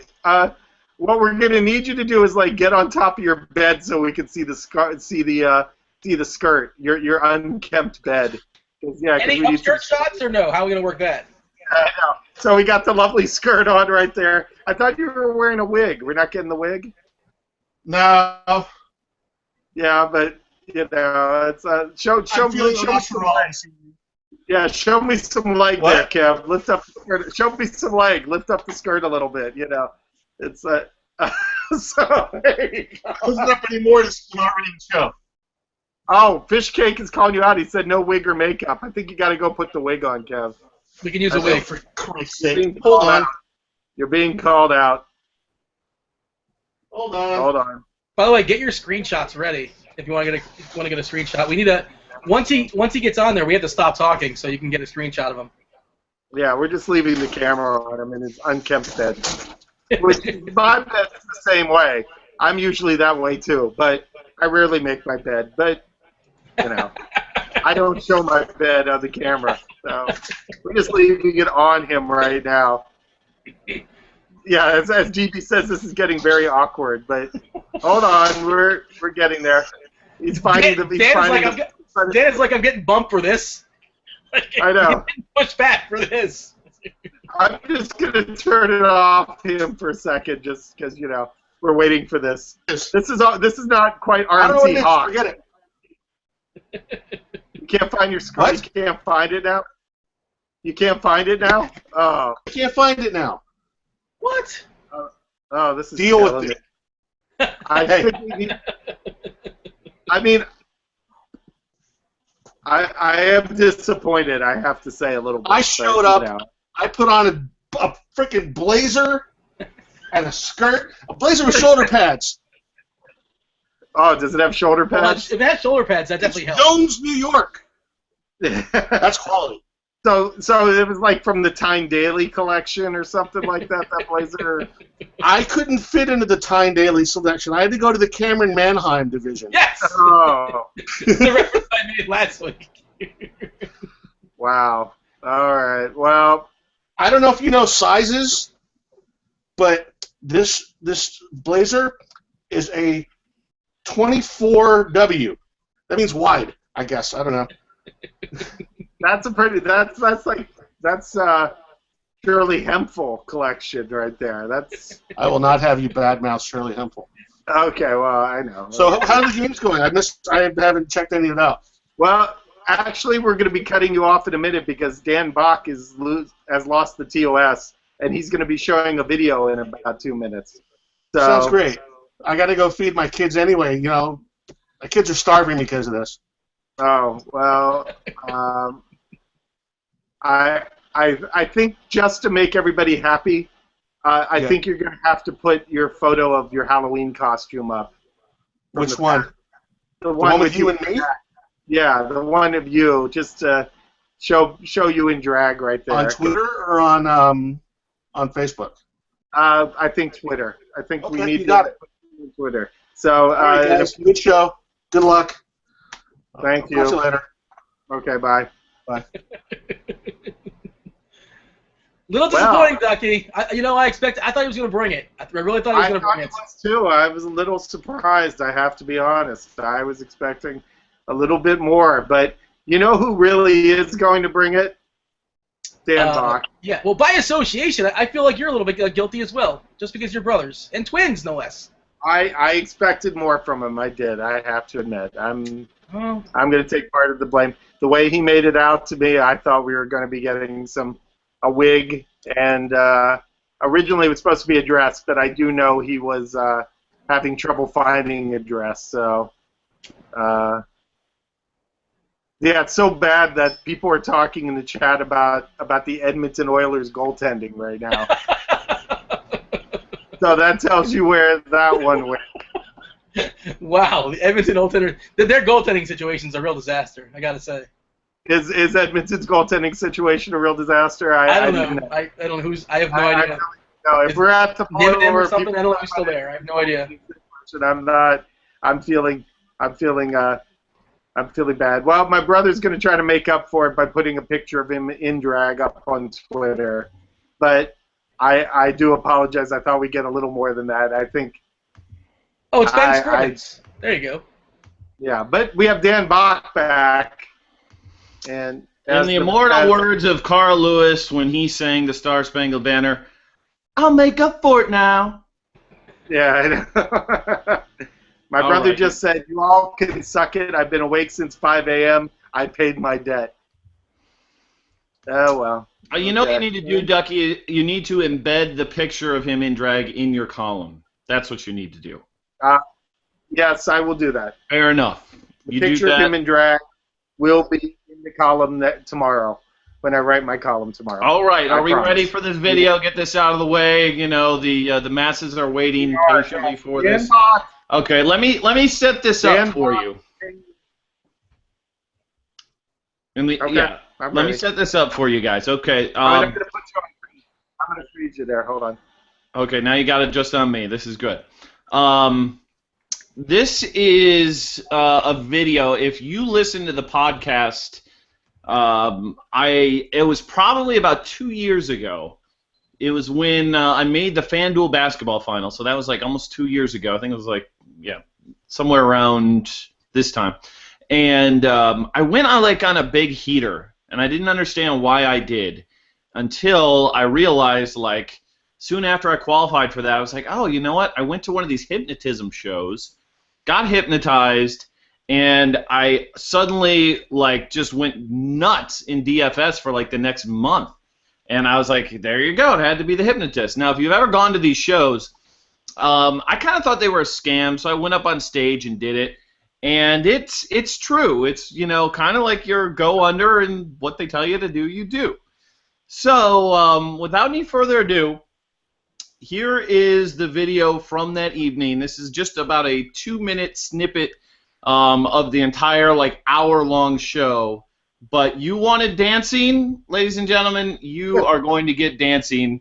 Ladies and gentlemen, my name is Dan Bach, and I'm about to be shamed. So here we go. Enjoy the show, ladies and gentlemen. We'll put on the screen share.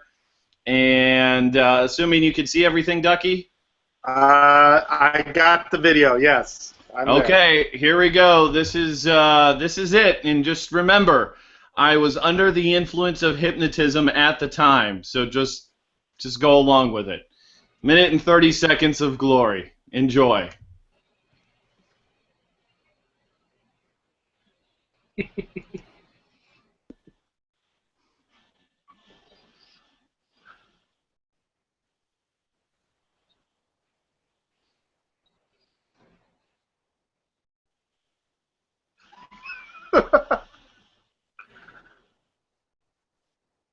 Put it back on Dan, Ducky. It is on Dan. It says it's on Dan. Okay, never mind then. I thought because you talked it changed things.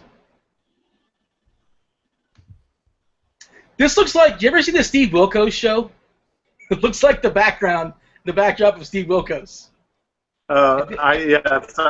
It might be, that's one of those shows where they have the I married my daughter kind of topics, right? Sure, that kind of thing. More or less, yeah. All right, so it definitely didn't change over to us, right? It's definitely showing Dan full-fledged and dancing.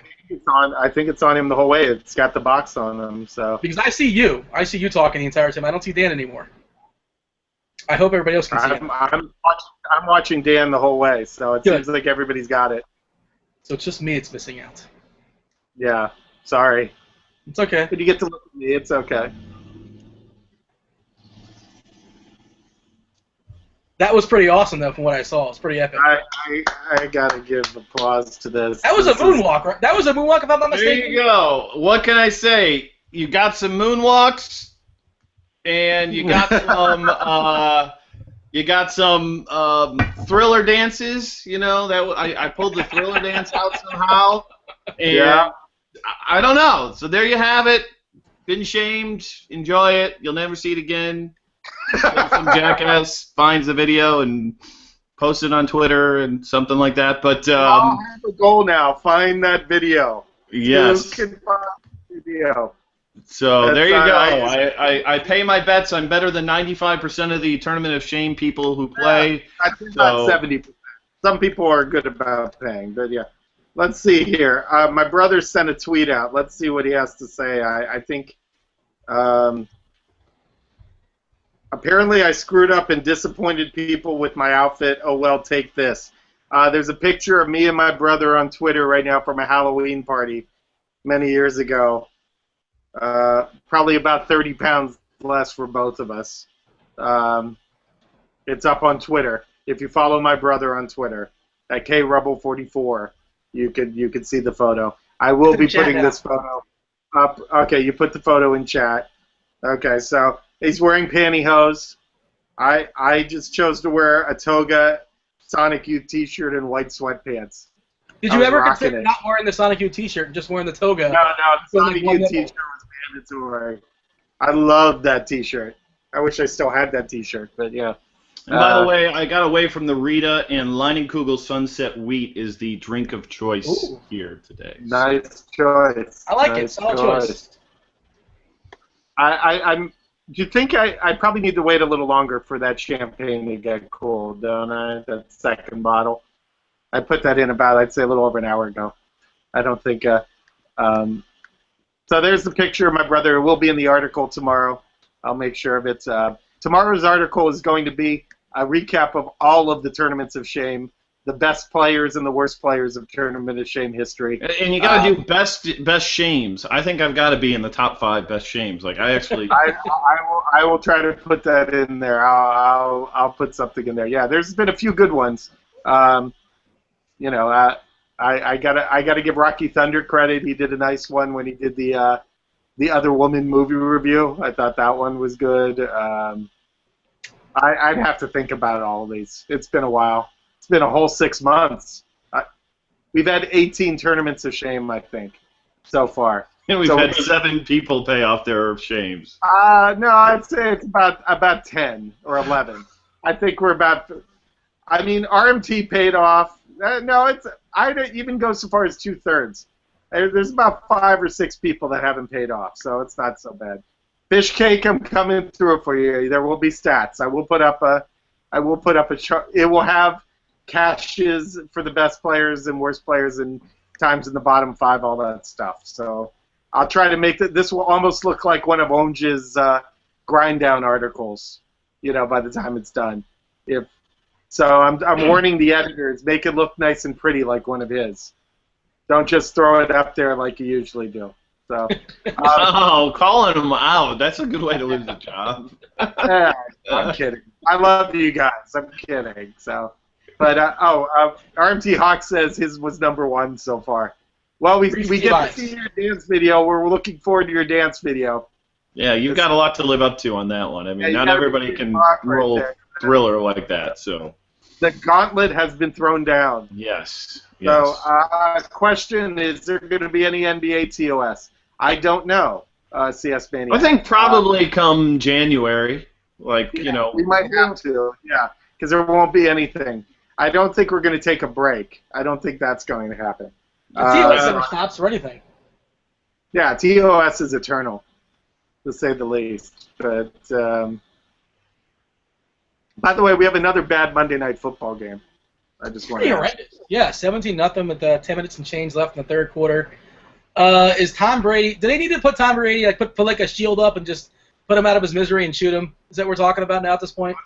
Are we going with the scheduled Gaby tweet of "Is it time for Tom Brady to retire"? That's my favorite tweets to make. I love predicting. I'm gonna say you hit it. I'm gonna say you hit it. You were so close last week, Dean. I'm gonna say that was good enough when you. You nailed that one. That was really good. Like at the same time, yeah, it was. You do have Gaby's mind, locked in, which is a scary thing in a way. By the way, Joe Watson once again turned $50 into $31,000 into it. But what about Butterballs? What has Butterballs done? They haven't been showing Butterballs. Where's Senator Butterballs? Where's Monsignor Butterball? I just love how Doug Martin's 9,300 on there. Like that will never happen again in the history of FanDuel. This was a year ago. I think they had that up there. So. Someone in marketing is like, the audience are not taking the Butterballs. We got to get rid of them for whatever reason. He's not moving the needle. Butterball's Q rating is low. Joe Watson is high. Joe Watson's an everyman. Butterballs, not so much. Joe Watson just must be your everyday guy. I don't know. I mean. Yeah, exactly. Joe Watson is everyman, and he's. It's about the most plain name you could ever find. Hi, I'm Joe Watson. Like. It might be fake. They might have just randomly pulled the stock photo and put him up there for all we know. I worked at Sony when they used to use fake reviews. They had this fake critic that they got busted for this. And so whenever they'd have a movie like Deuce Bigalow, American Gigolo, and they wanted to put a review, they used this fake critic that said, it's the funniest movie yet, or something like that. And then somebody finally called them on it. And it was kind of sad. People got fired. So you mean that you can't find authentic reviews of people giving rousing endorsements to Deuce Bigalow, Male Gigolo? Yeah, it was shocking. I know. You probably could have gotten Dan Bach to say it was great. I think. No, I'm not gonna go along with that one. Like. Okay. European Gigolo, was the second one European Gigolo? Yeah, European Gigolo. That was surprised they didn't go the whole way and go Interstellar Gigolo for the third one. Outside of Wayne's World, has there been a good SNL movie that spawned off of SNL? Because Wayne's World was good. I don't care. Okay. Wayne's World was good. Wayne's World 2 was mediocre, but had a couple funny moments. No. Those two guys supposedly hate each other on the set. Harvey and Mike Myers hate each other when they were filming at Wayne's World 2. That's my understanding of it. Oh, that would be a problem. Yeah, I'd hate the guy who helped me become a multi-gazillionaire. Like, get over yourself. Jeez. It's Pat. How do we forget about It's Pat was a classic, right? Yeah. It's Pat's considered one of the worst movies of all time. I never even saw it. And then you had The Ladies' Man with Jerome Bogar, the NFL referee. Yeah, you had fumble. Brady is done. Brady is toast. It's more fun to think of the worst SNL movies. And then you had didn't you have the one where the girl sniffs her hands all the time? The Catholic schoolgirl. Yeah. What was it called? Superstar. Yeah, That was a disaster. Yeah, they're all terrible. Has there been anyone that's good? Or there's Blues Brothers. Night at the Roxbury? Yeah, no. People like that one. People like it. If you're gonna say, amongst the most popular, it's probably in the conversation. Blues Brothers, I would put up there. I like. Was that? That's a little before my time. Was that an SNL skit before it was a movie? It was. They used to perform on Saturday Night Live all the time. Okay, then we will say that's probably number one. Then I would say. Yeah, Wayne's World maybe number one. Blues Brothers 2, but you could go either. Coneheads, yeah, that one. The movie didn't work. The sketch was great, but the movie didn't. The problem is all those things are 6-minute movies. What about MacGruber? MacGruber. I never saw it, but it's such a good name. Which one? MacGruber. I did see MacGruber on HBO. Yeah, that should have stayed on SNL. That really should have. You're right. They turned these 3-minute skits into hour and a half movies. It's just not meant to be. They realize about 18 minutes in, we have nothing else. We're done. It's like watching a 90-minute Bugs Bunny cartoon, which I probably would love, but it would just be the same thing hammered over and over and over and over again. It's like you can't do it. But I heard Stewart Saves His Family is actually amusing, but I've never seen it. Oh, I can't imagine. That can't be Stuart good. Smiley? Yeah. I heard that movie was Smart enough? amusing, but Gosh darn it. Okay, here's one. Did they ever make a movie out of that Chris Kattan monkey figure No, that he I don't never think got so. thought they did, but maybe I'm off. A third Jamal Charles touchdown, by the way. Second of which passing from Alex Smith. So Yeah. there you go. All the Jamal Charles. by the way, And he pulled a hamstring. since I haven't brought up my personal teams today, I'm playing against Alex Smith, Matt Asiata, and Steve Smith this week in my fantasy football. Hey, you know, I sat Charles for Asiata in the team, and I thought I was brilliant. I guess I wasn't so It's much. about the same. It's about the same. It's not. You know, you did well. Either you needed to play both was the key. Who'd you have? Forte as the other guy, or McCoy? You know, yeah, it was D'Angelo Williams. So yeah, Oh, it's a played- season-long league. I don't pay attention to these things until Sunday morning, and then maybe I'll look. But I played Jamal. I mean, I played D'Angelo in my season. I had D'Angelo and McCoy as my running backs this week, so forget it. Like no chance. So but it was I a bye guess- week. I had Monte Ball, and he was on a bye. He sucks anyway. So. yeah. See, unfortunately, I paid so much for Deshaun McCoy. I didn't have money for a second running back, so I'm using the 27 Ravens running backs and D'Angelo Williams as my second running back. So none I can do. But Dan, did you hear before you my brother came on? Did you hear our F Mary Kill? I only saw something about John Tippenpick being saying that he was marriage material for Dean. That's all I've heard. Dean had to choose between Tip and Pick, Ethan, and Stevie for F Mary Kill, and it really affected his brain. He was really thinking. I've yet to recover, to be perfectly honest. It was pretty amazing. Let's pretend that conversation never happened. Like never happened. Oh, It never happened, and it's never gonna happen again. Like. oh, come on! It was great. It was great. It was fine television, or whatever you call this. It's fine something. Fine video. You know, I mean, they're all great guys. Let's just say that right off the bat. Way to kiss their ass after you tell them you want to kill them. Way to go. Well, you know, you have to kill someone. That's the The game. rules. Yeah, that's the rules. You got to play by the rules. DC probably wouldn't Yeah. play us right. He'd find a way to cheat on it, but I'm not gonna. I'm gonna play by the rules. Whatever you're asking me to do, that's what I'm gonna do. I'm gonna fill it out appropriately, as awkward as it may be. And Needs a trooper. I threw it back to I threw it back to Duckie. I had him F Mary Kill with the Golden Girls. I didn't hear the response to that. Let me guess. Here's what I would Okay, say. go ahead. Guess what my. Definitely going to F the frisky one who's, you know, the old lady who's like always like wanting to have sex. Blanche. Blanche, yes. She was definitely the F, am I right? Yes, yes. Okay. Mary, I'm gonna say it was Rose was the Mary. She was the younger one, I Okay. think. You get a Yes. few more years out of her, maybe. And the kill, it had to be the old, salty, not the old one, not the short old one. Sophia. Not Blanche. her. Yeah, I'm Yeah. not Blanche. Dorothy. Dorothy. Yeah. Absolutely. She was annoying. That would be That- my picks, I guess, for that Well, game. those were my picks, but Dean added the old lady as a fourth, and he asked what I would do with the old lady, and I had Sophia. I had Sophia watch me have sex with Blanche. Well, you know the old one. You know what movie she was in? Her claim to fame is Stop, my mom will shoot.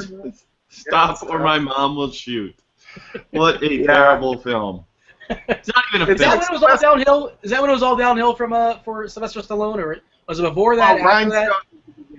Rhinestone was the beginning of the end for Stallone. Rhinestone. And yeah, and then he did Stop My Mom Will Shoot, and he did a couple other. He was trying to do comedy, and it's Yeah. just, and it's not. You know, there are moments when Stallone has been a good actor, but comedy is probably not the place for him. Tango and Cash at his finest. Well, I mean, you know, Tango and Cash, of course, but The only Football. time he's been funny, he was in the movie Bananas, the Woody Allen movie Bananas. I didn't know he was in that. Back before. Never even heard of it. Did you know that? I've heard of it. I've never seen it. Oh, that movie's hilarious. But he plays a mugger in a subway for like 2 minutes in that movie. But, interception, Tom Brady. You suck. So let's do it. Best Sylvester Stallone movies. Well, Rocky's number one.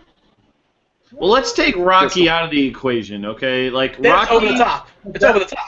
Yeah, over the top was. That's not Rocky movie. We're gonna throw out Rocky. Or we're gonna throw out Rambo too, or are we gonna keep? Yeah, I Rambo? would throw out Rambo and Rocky because those are kind of in their own little worlds. Okay. I loved Over the Top. I loved Tango and Cash. How about that one where he was boinking what's her face from Basic Instinct all movie long? No. Oh, Sharon Stone. Sharon Stone. Get Carter? Was that? No, it wasn't Get Carter. No, it was like Assassin or something like that. Yeah, Assassin. That's what I'm saying. Yes. Yeah, I didn't mind the Sharon Stone scenes in that movie so much. Sharon Stone is I would go with Demolition Man. Demolition Man, sneaky good. It was ahead of its time as far as marketing with the whole Taco Bell tie-in. That was great. It was. It really was. Good point, Dean. Yeah. There you go. Dynamite dropping. I think Copland wasn't a bad movie. I thought it was supposed to be better, but it wasn't a bad movie. He was trying to be serious Stallone again. Did you see Copland? What about Cliffhanger's good? Wasn't there? Yeah, Cliffhanger. That was the other. That one wasn't terrible. Copland, where he was playing like an everyman, right? He was kind of like a fat guy, like kind of like an old attitude. I remember Whiskey Cop. He kind of plays a cop that gets made fun of in the town by the mafia guys in the town. Kind of thing. So he's kind of left. So it's him trying to show some range. He was ranging. This is bad. You know this football game's bad when we're talking best Stallone, non-Rambo, and Rocky movies. It's like we're hitting a low point. But I'll say this: greatest character name he's ever played. Not a conversation. It's Lincoln Hawk. Yeah, Lincoln Hawk. And then what were the name of the other arm wrestlers in that movie? Bull Hurley, of course. There was the guy. Who was the guy with the cigar? Like, I don't know if you noticed, you can hear the announcers say like 7 different times during the movie, remember, it's a double elimination tournament. They pretty much tell you, like, he's going to lose here. Don't worry about it. It's going to be fine. Don't worry. I'll get another chance. I just loved how when he was in the truck, he'd be working on his with that pulley system. I did enjoy that. Yeah, I remember the one thing I remember about Over the Top was Bratty Kid. Back around the time they came out, Adventures in Babysitting was the first movie to do this, where they would do the audience reaction in the commercials, where they would just have fans say, "It's the best, it's great," you know. And Adventures in Babysitting did amazing business. So every studio started doing the let's just do crowd shots for. Was Adventures in Babysitting? Was that the one where Elizabeth Shue? Yeah.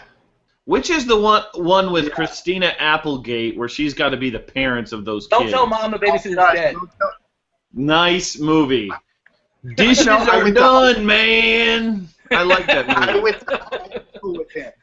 I went to high school with the Dishes. This is our wheelhouse. Hold on. You went to high school with the Dishes are done, man guy? Yeah, he was in my class. Yeah, he's in my graduation class. The Dishes are Keith Coogan. Yeah.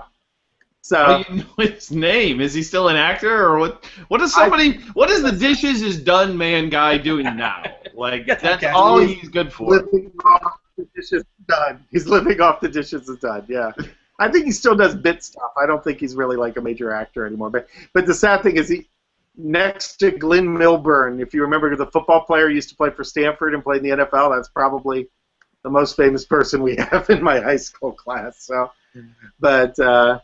There might be a couple other. Oh, there was one. What do you think they're saying about you, Sean? They're like, oh, this Sean Duckie succumbs. Like he's on this Road Riders video cast. On the list. Yeah, I'm probably 14th. I got the Blades brothers. Michael Irvin went to my high school. Michael Irvin? Michael Irvin and the Blades brothers. Michael Irvin eventually I think, went to St. Thomas. Benny and Brian Blades, remember that? The same time you did. That's the thing. I'm saying, did you go the same time as them? No, my school was the Brat Pack school. It It had Robert Downey Jr. and Charlie Sheen and Emilio Estevez and all those guys. Sean Penn. They all went to my school. It's just the year I went, it wasn't that famous. I basically grew up with Jennifer Morrison, who was the star that Once Upon a Time and was in House. Oh, yeah, I basically grew up. Yeah, I grew up with her from like kindergarten through high school. Like, she probably knows who I am. I never dated her or anything, but But if she saw you, she'd be like. No, if she saw me, if she saw me, she probably would not recognize me because I look a lot different than I used to. But if you said, do you know Dan Bach? She would say, oh, of course I do. Of course. The guy who moonwalks. Yeah. Or she'd do the hey thing, you know, where like she knows you but she can't really put it together, kind of thing. No, I don't know.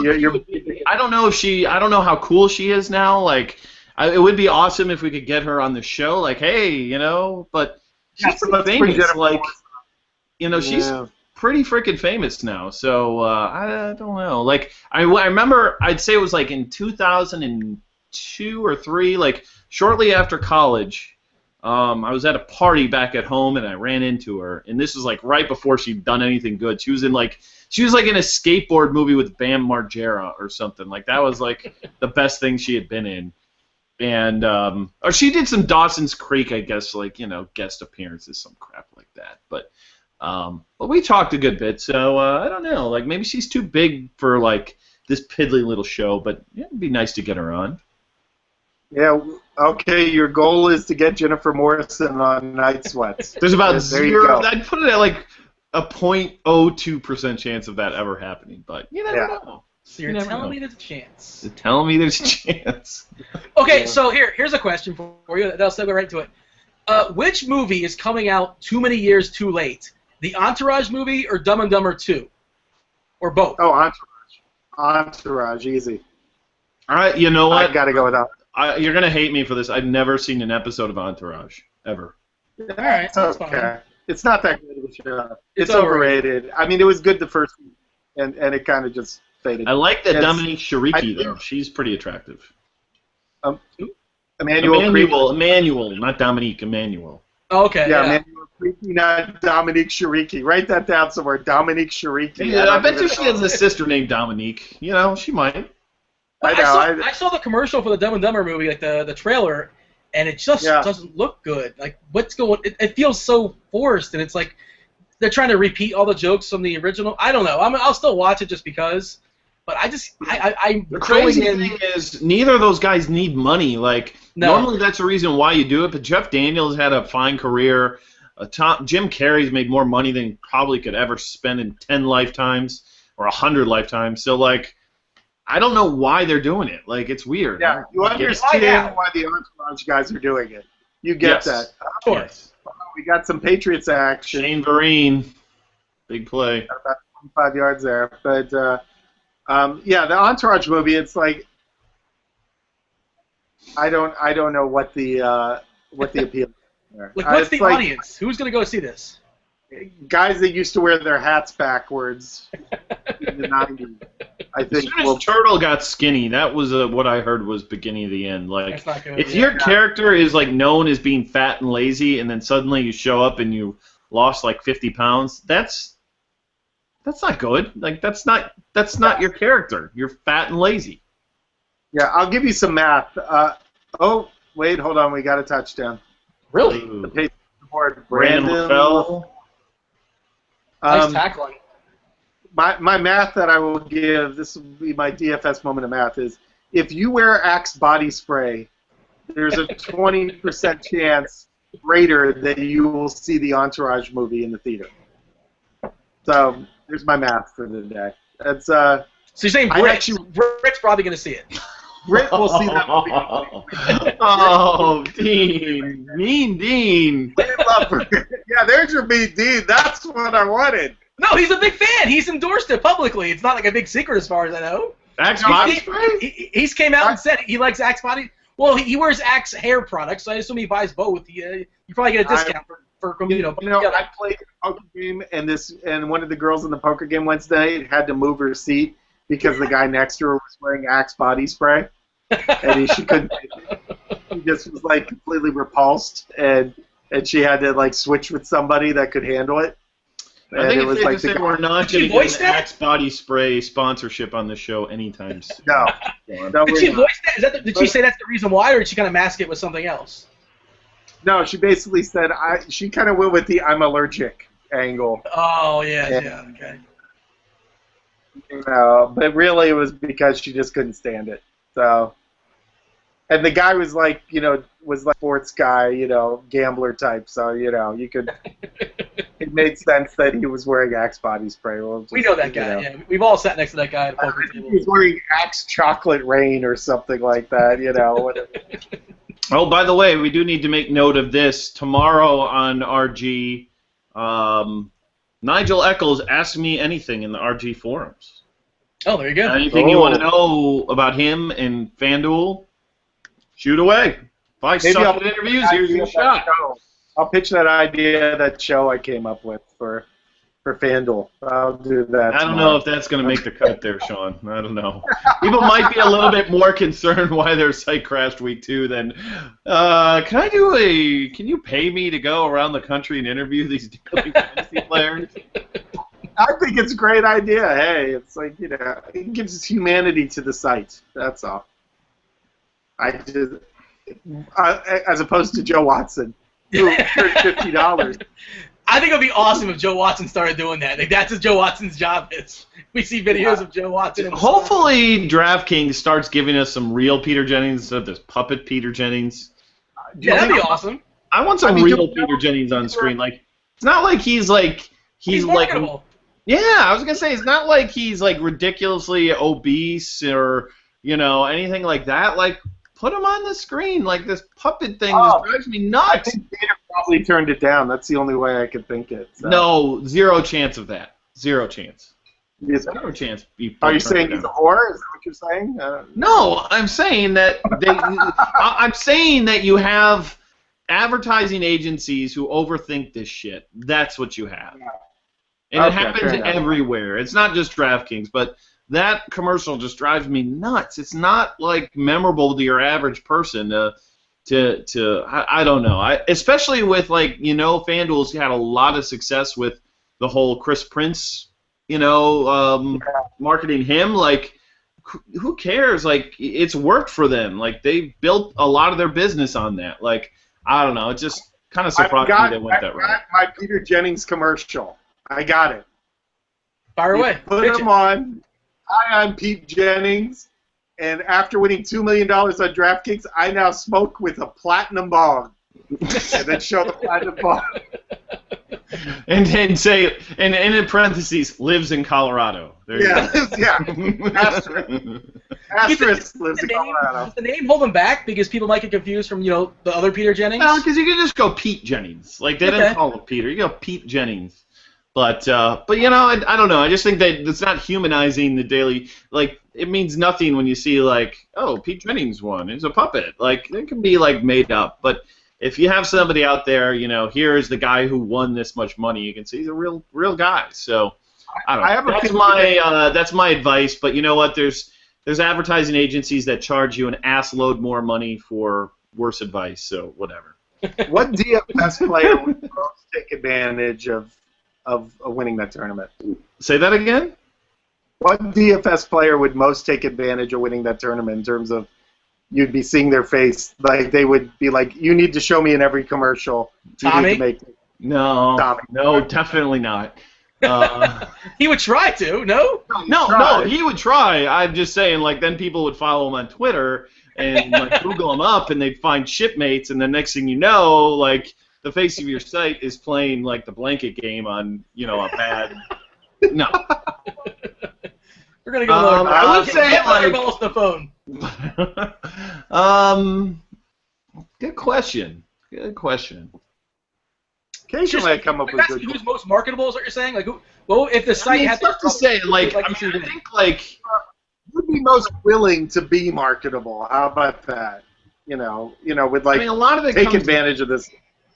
A lot of it comes down to like average guy. I think that's what made like the Beer Makers fan thing so good for FanDuel was, he's a postal worker who won a lot of money. He's no different than you or I. He's a Joe Schmo, and no offense, Beer, we love you, but he's got a 9 to 5 like everybody else, and he's won hundreds of thousands playing daily fantasy. I think that was the appeal to him for sure. And there's probably plenty of people playing the game right now who aren't even on RotoGrind or so forth that fit that profile. So it's hard to pinpoint one person in particular, but I think that's worked. So I don't know. Just my advice. Okay. See, by the way, Dean, this was the funny thing. When we were doing the show in Vegas, anytime I'd ask a good question, Dan would be surprised. Well, I will say this much. I will say. I was also surprised too. Yeah. DraftKings commercial they did last year with their Fantasy Hall of Fame was way better than the ones that they've done this year. So yeah, well, I think maybe it started because originally they were going to put Bundefever in a commercial, and he didn't want to do it. And yeah, because also, they win $1 million on DraftKings. Like, yeah, well, and then again, it's hard to put the name Bundefever up on your screen. Bundefever won, $1 million. So. I mean, it's not for everybody. I understand. Not everybody wants the fame. Everybody doesn't want their coworkers to know you won $1 million. Like, I get it. Then you're buying lunch for the next fucking 10 years, and like, you don't want that. So, yeah, I get it. But, I obviously Peter signed off on everything. He's a pro. So, but we'll see. They can, I wouldn't be surprised the next iteration of those commercials you get some Peter Jennings. I hope. Yeah, some real Peter Jennings. He's a photogenic fella. What about DC and his dreamy eyes? Oh, well, DC does have dreamy eyes, but I think he would look like a serial killer half the time, though. It's like you got to get him with the right still angle. need DC on the show doing the trivia quiz. We still need that. Someday it's going to happen. You guys in chat have to harass the hell out of him to do the trivia. DC is in true snark form today. Like it's funny because I love Twitter. You can always tell when DC and Tommy have had a few cocktails and they start getting on Twitter. Like there's a certain slant to their tweets. Like I can tell, and he might have had a couple today. I haven't been on Twitter much today. Was there any highlights you were thinking of? Anything in particular? Oh, he was just talking about he was being snarky. People complaining about the DraftKings salaries for next week. He's like, oh, if everything's so inefficient, you should be able to make a crap load of money. Just like, DC being super snark. He plays that role well. I like it. He does. I like it too. I get it. But it's amplified when he's got a couple of these in him. Sure. I don't know anybody like that. What are most people do we like? Have any? Hey, okay, Dean. I'm gonna, as executive producer of Grinders Live and of everything electronic, media-wise on this platform. Why don't you look up some of these tournaments to see if we don't have anything brewing? I fired one in the chat. Dan is still in last in the Yeah, tournament. thanks, Sean. Thanks a lot. Thanks. Here's one that's kind of sort of interesting. Some guy's got Kelsey. He's 7 points behind the guy in front. This is for the NFL Sunday Million, the $27 entry fee on DraftKings for $100K. So if you can just get 7 points out of Kelsey. Who's the guy? What's the name? Two Ings Pork. I don't know. Damn it, people! Will you get good screen names already? Jeez. Oh no, Tunings Pork. It's either Tunings Pork or Tunings. I don't know. Tunings Pork. Tunings Pork. Yeah. And the guy in front is Dave Barr. Dave Barr 01. Okay. But Tunings Pork is on his trail. See, I just can't wait for this moment. Yes. Next week. I mean, I know the sweats aren't too much today. We're not going too much on it, but for $1 million on the line, we could have deal making need to be done. Between people. You talk about the difference between first and second. What is it? 900,000. Yes. That's freaking nuts. I mean, as bad as it was. Heavy. Yeah, well, but it's understandable. I'm not mad at DraftKings for doing it. It makes sense. This tournament once a year makes sense, but you're talking about a lot of money changing places on a kneel down or something like that. It's not impossible. We've seen it happen. Should they get rid of the kneel down as a? No, you can't. It's a stat. I mean, it's official stats. But you know what? I don't know. I would say you should. I would say you should, because if you get sacked, you don't get negative rushing yards. Yeah. So I would look at it as no different really than a sack, in that it's not really a running play. But so I would say yes, get rid of it, because it's brutal. I still feel for Boggs Light to this day. Roger Goodell, get on that. I know this. Forget about the wife beating and everything else. Let's clean up this bad statistics that affect daily fantasy players. I think it's only fair. It would be a good gesture to the DFS players. You're now starting to get involved. I'm sure he's watching this. Yes, my brother just said F the kneel down, because he got burned by it. That's true too. Pretty much all the guys in Kelsey. Here in the FanDuel, the $25 NFL bomb, there's somebody 4 points behind. So if Kelsey gets a touchdown, things are going to change. Okay. Well, it was just a Donnie Avery 30-yard catch or so. I'm checking the qualifiers now. So has there been a good primetime game yet this year? Good in what sense? Like close games? Like watchable. Yeah, watchable. Well, I'm usually watchable fast game. I would not call asleep. it.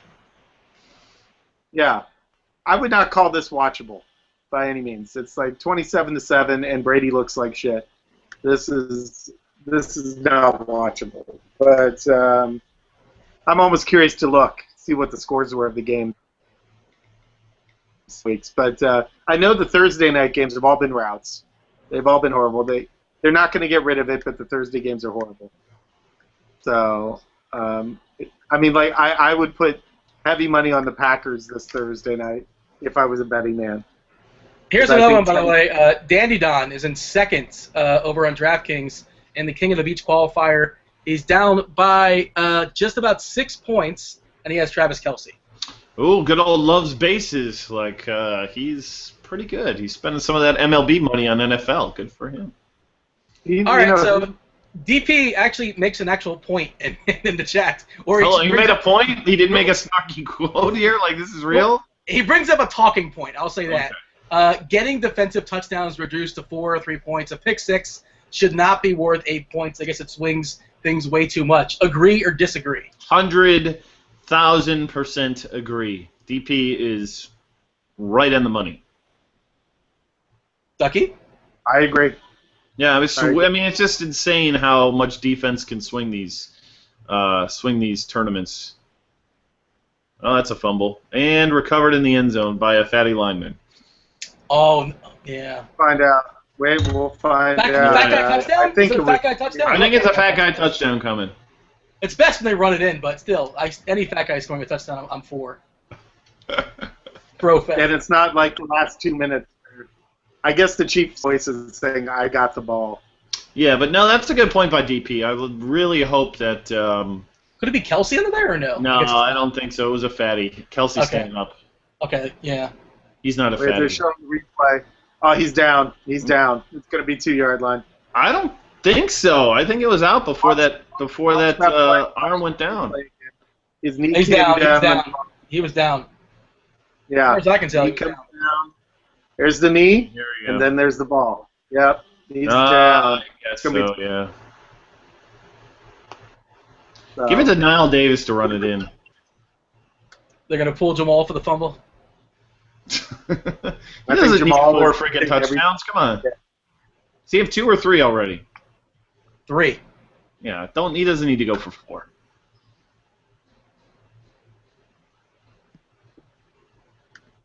I would like to give Legend JB credit for winning the Tournament of Shame this week, it looks like, unless Eric 2323 suddenly comes back. Who does he have left? He's got Kelce left, and he's 7 points behind. So, wait, I'm not going to say anything yet. So yeah, that tournament's live right now.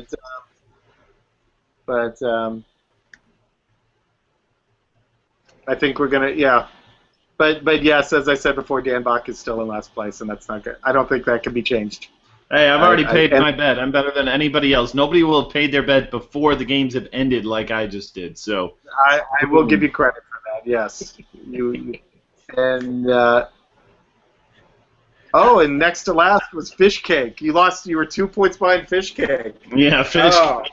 You know, Fish Cake, I've never met Fish Cake. I thought he was going to come to the Grinders party and then didn't come at the last moment. Said, not feeling it. So, Fish Cake's been around for a while, but I don't even know what he looks like. I know what a lot of guys look like. I don't know what Fish Cake looks like. No idea. What do you think he looks like? I don't know. I've had he's a Miami guy, not that much. He's a Miami guy, but he's a Philly guy. He likes Philly, so I don't know. He's like, he could be the Yeti for all I know. Is there anybody from the Grinders party you were surprised the way they looked? I mean, you've seen most of them, so. Let's see. The Luch was not really what I expected. Which one was the Luch? I'm trying to remember. He was at my poker table, the Luch. He's a nice guy. I got nothing wrong with him. I just not what I expected. Let me think.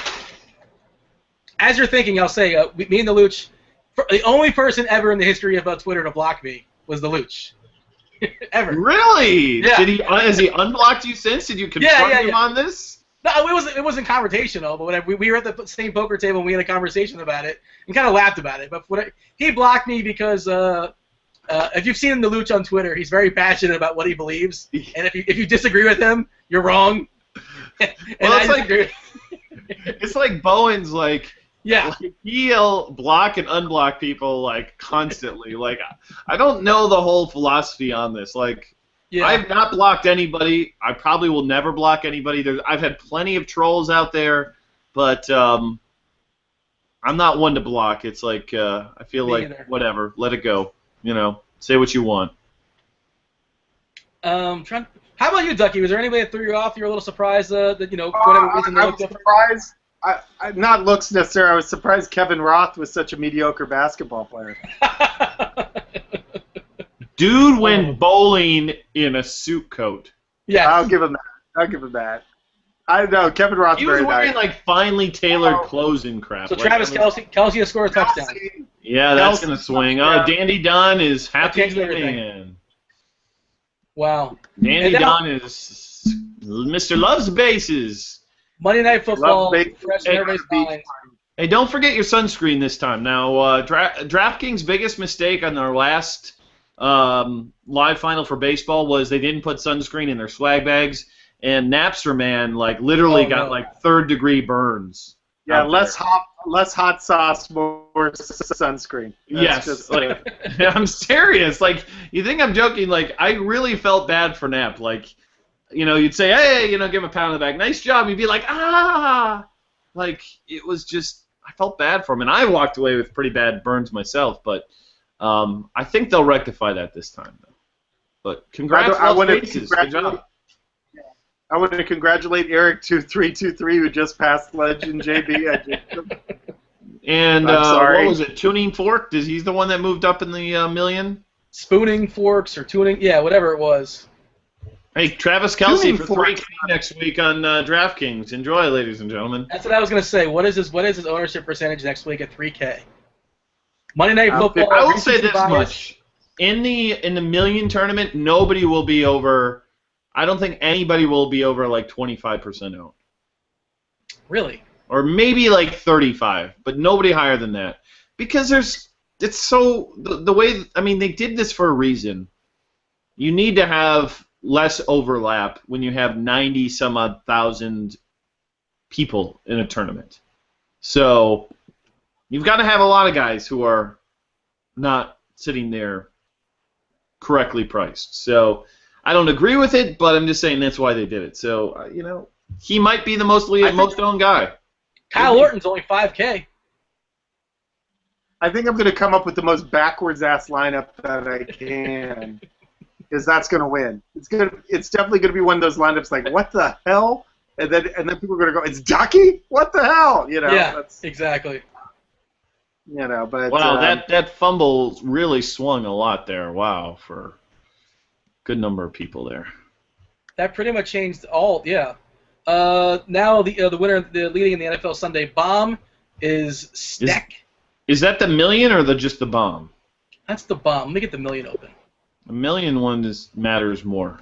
Yeah, that's let's see, 1 million. I don't see the link in here for some reason.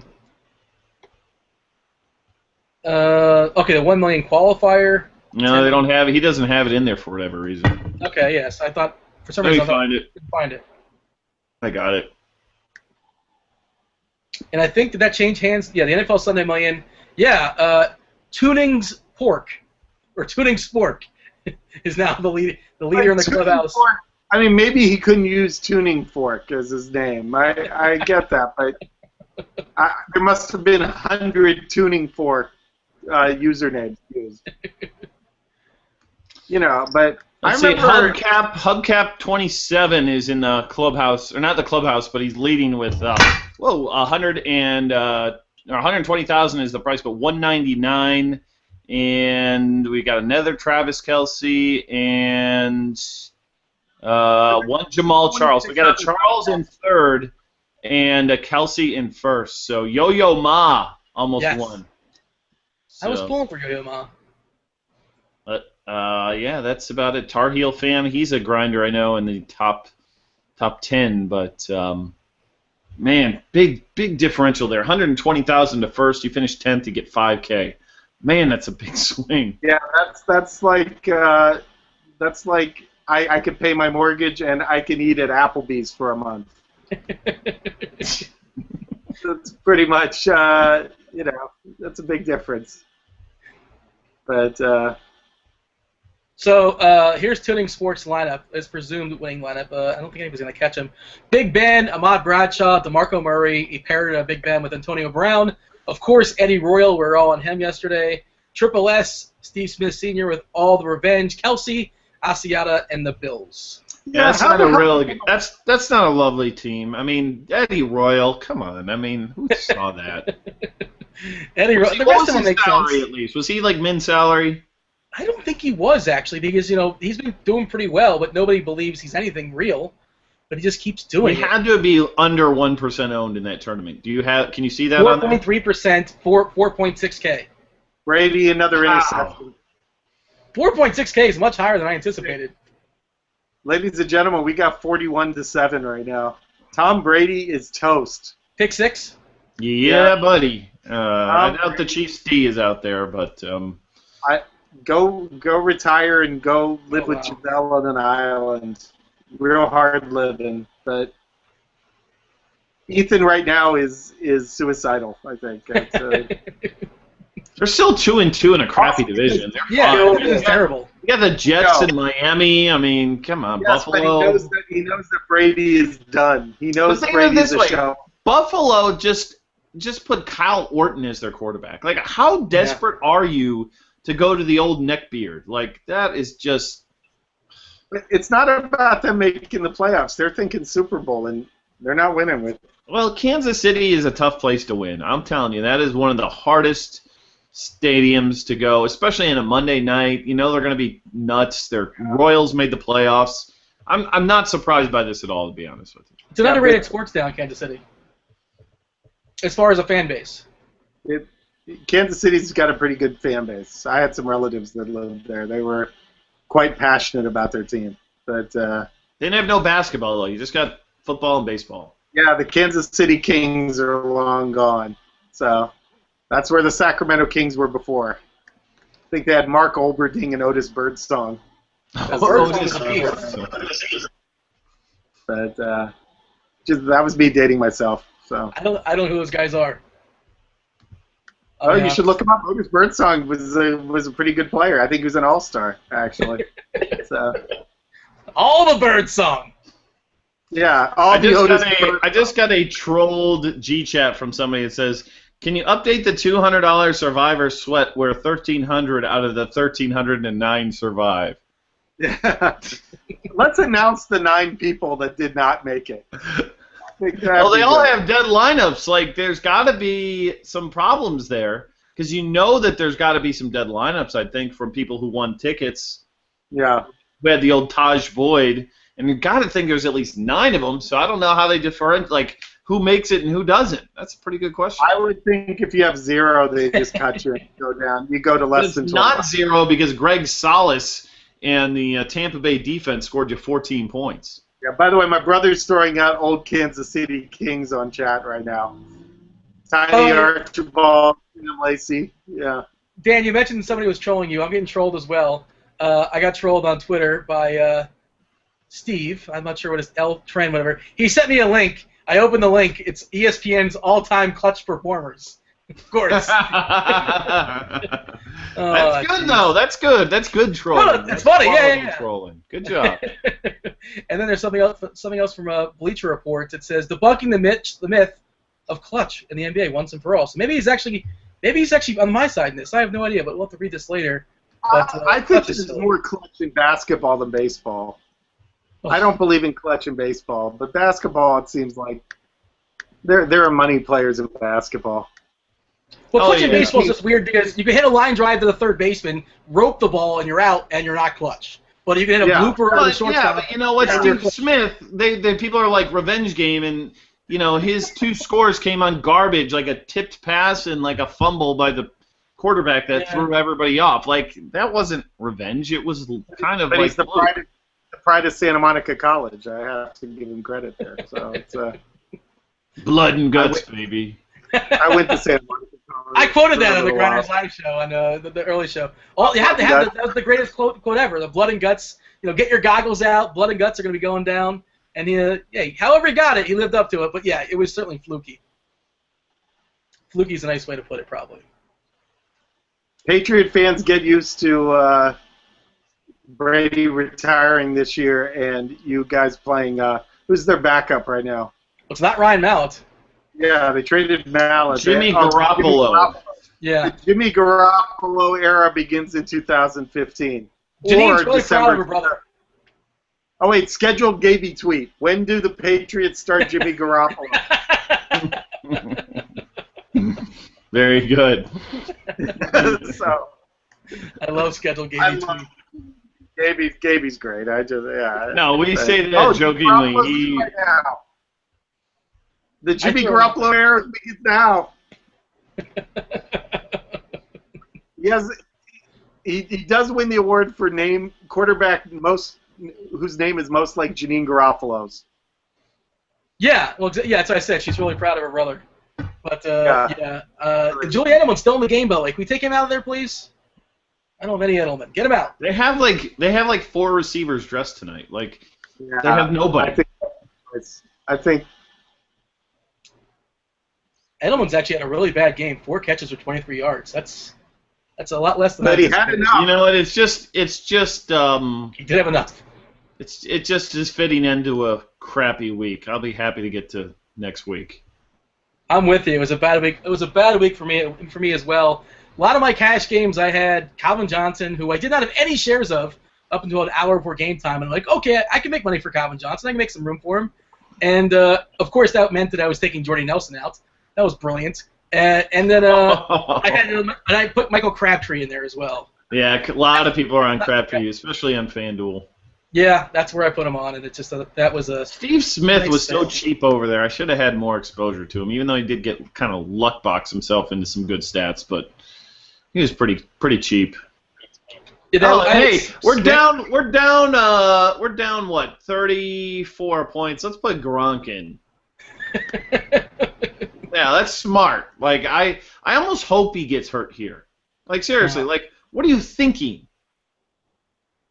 It's weird to see that the Patriots get just absolutely crushed. By the way, because this was a non-expert week for fantasy sports, I'd argue. Seems like a lot of the non-experts are doing well. I am cashing in 6 of my 10 tournaments on DraftKings, so there you go. Non-experts. I just checked my currently winning on DraftKings. It's actually better than I anticipated. So it's not great, but it's better. It's always nice when it's better than you anticipate. Like, oh, okay, I can live with that. That's fine. Yeah, hopefully I've never had the all-green day like they used to have on Draft Street. Oh, that was beautiful. That was the best. By the way, I don't know if you saw this. I was wearing my Star Street shirt today. I just want to give them a shout out. I still like this T-shirt. I don't know if anybody saw Retro. that. It's funny. DraftKings has maybe the most comfortable T-shirt on the daily fantasy market right now. Even probably more comfortable than the Roto-Grinders one. But my wife just hates it because she thinks it's the ugliest thing ever. Is it that? Got that like it almost looks like the like zebra stripes, but it's kind of like I don't know. It's like I probably never put it on because it was ugly. That would be my guess, but yeah. I should have worn it. Like it's the most comfortable shirt, but my wife hates it. So yeah. DraftKings, I'm just throwing this out there. I could get you a design agency that can make a better logo. We could do it. And what's in it for you, Ducky? They're not changing their logo. That's one thing that's not happening. No, that's not.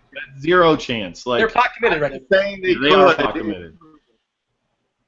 They could improve it. That's all I'm saying. We have a Brandon LaFell down touchdown. Nope, not quite a touchdown. Again, Brandon LaFell? Not a touchdown, but pretty good play. Oh, my brother's tripled his money on FanDuel tonight. Way to go, Kev. Okay. Maybe he can buy himself a wig and some lipstick next time. Yeah, Hello. yeah. Sell it a little bit more. You know. Let's see if he comments on that. But oh well. Not every shaming works up to. I doubt Boggs Light would have done much more than what my brother did. But it still would have been. I will say negative to that. Boggs Light, I think, would have done a Gronk sneaky good touchdown? job. Gronk down. Yep, touchdown. Wow. That's why you keep him in a 34-point game so he can rack up fantasy stats. Of course. That could change some stats. There are people that played Gronk, I believe. I believe most people that had tight ends open were playing Kelsey this week, but you never know. There could be some touchdown Gronk. in like 3 or 4 games this year, maybe. Gronk? I'm not sure. I haven't played him yet this year. I'm always afraid he's going to get hurt, and if I'm going to spend on tight end, I go Jimmy Graham. So Yeah, how's that working out for you? got points last. I'm cashing 6 and 10 in my tournaments. I'm okay. But you very easily could have faded Jimmy Graham is the point I think he's making. Yes, He's not putting up 25 where it's like, oh, if I didn't have that, I'm really playing. If I spend and I have a choice between Gronk and Jimmy Graham, I'll go Jimmy Graham and take the shot. Because at least I know there's a good chance he'll play the whole game. So, how awesome would it be if Jimmy Garoppolo had like the greatest comeback in the history of football, and then it's like, is it Brady or Garoppolo next week? Like, I would pay money to have this. Patriots fans would be like, yeah, it's time. I mean, I've been saying that all along. It was a good run. Starter. Yeah.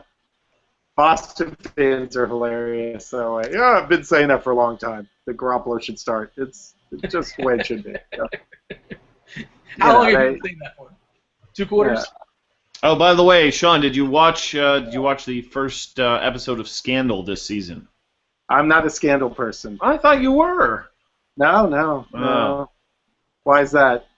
I thought I'd shoot the that guy that looks like me or something. Was that you? No, there was that guy was in frame for literally like 3 seconds. The tweet that I put out.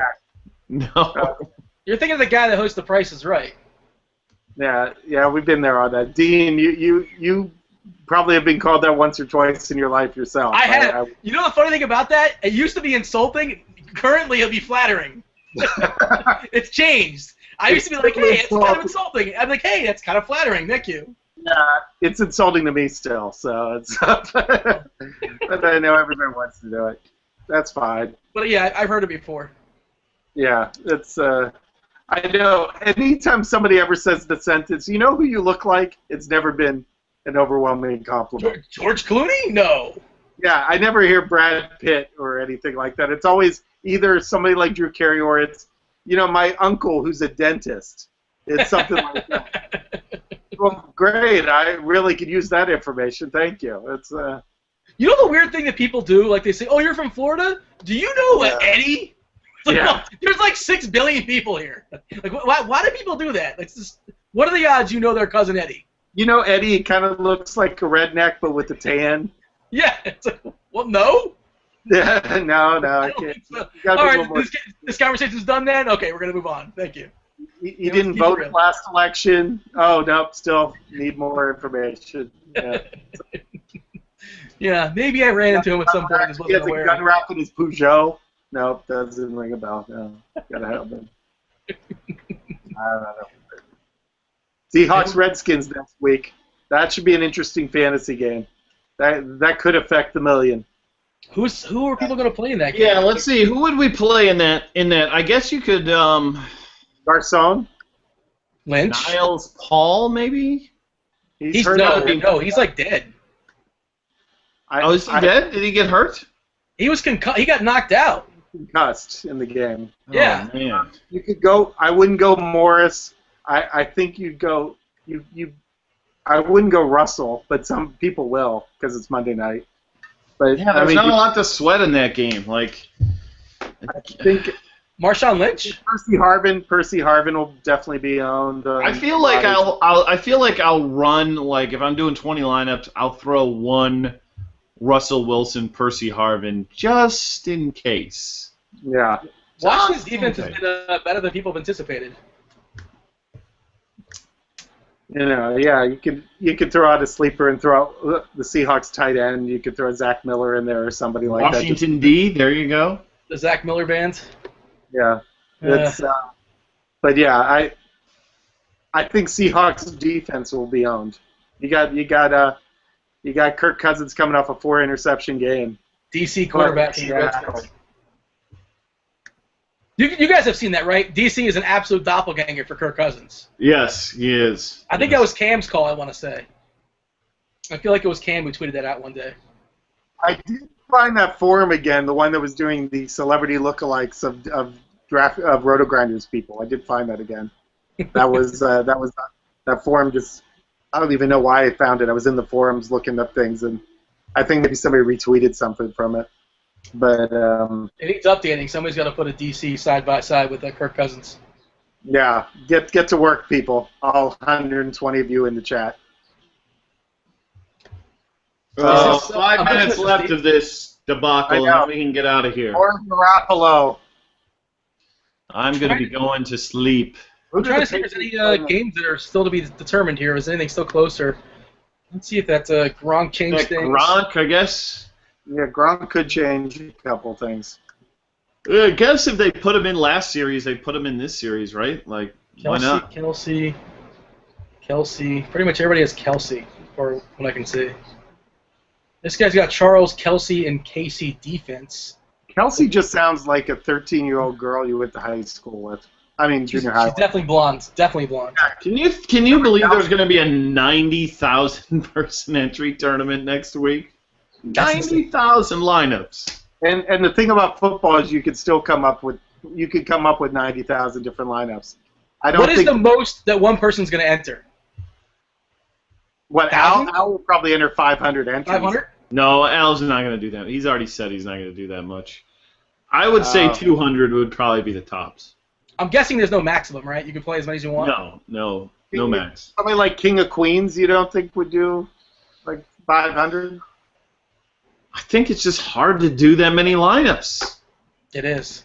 Like, I don't even think it's like the money, because, yeah, they could spend it, but you also get to a point, like, I think it's going to come down to whether or not somebody ran, a bunch of trains in those satellite tournaments, because, like, it's not real plus EV to be putting that much money into these things with a ridiculous payout structure like it is. And I say ridiculous in a good way because it's cool if you win, but it's hard to win when there's 90,000 other people that you're playing against. Even if you had 1,000. Imagine if you had 1,000 lineups. Still such a long shot of winning. The EV's not there, yeah. So it's yeah, come on, clock. The one good thing about Pro, it doesn't stop the clock on the on first down. So yeah, the good thing about Pro is that there's no good things about. He's a damn handsome man, though. He's got that going for him. I mean, I don't go that way, but he's a handsome fella. I guess Who's that? Garoppolo you're talking about? Yeah, he'll be married to who's the model of the day? Hannah Davis, maybe, or something. Wait, who? Hannah Davis, isn't that like Jeter's girlfriend or something? Well, okay, if Brady gets Giselle, Jimmy Garoppolo would get. Okay, we got to do the math here. If we're going by player comparison, he would marry. Is there like a plus-size model that's semi-famous? Alicia Silverstone or something like that? Like. Well, it's too old for him, but I would go with America Ferrara. The girl that played everybody. The traveling pants? The fat girl from Traveling Pants. An attractive girl, nothing wrong with her. She's fine, but if we're gonna, so. You had to go with the plus-size girl, though, huh?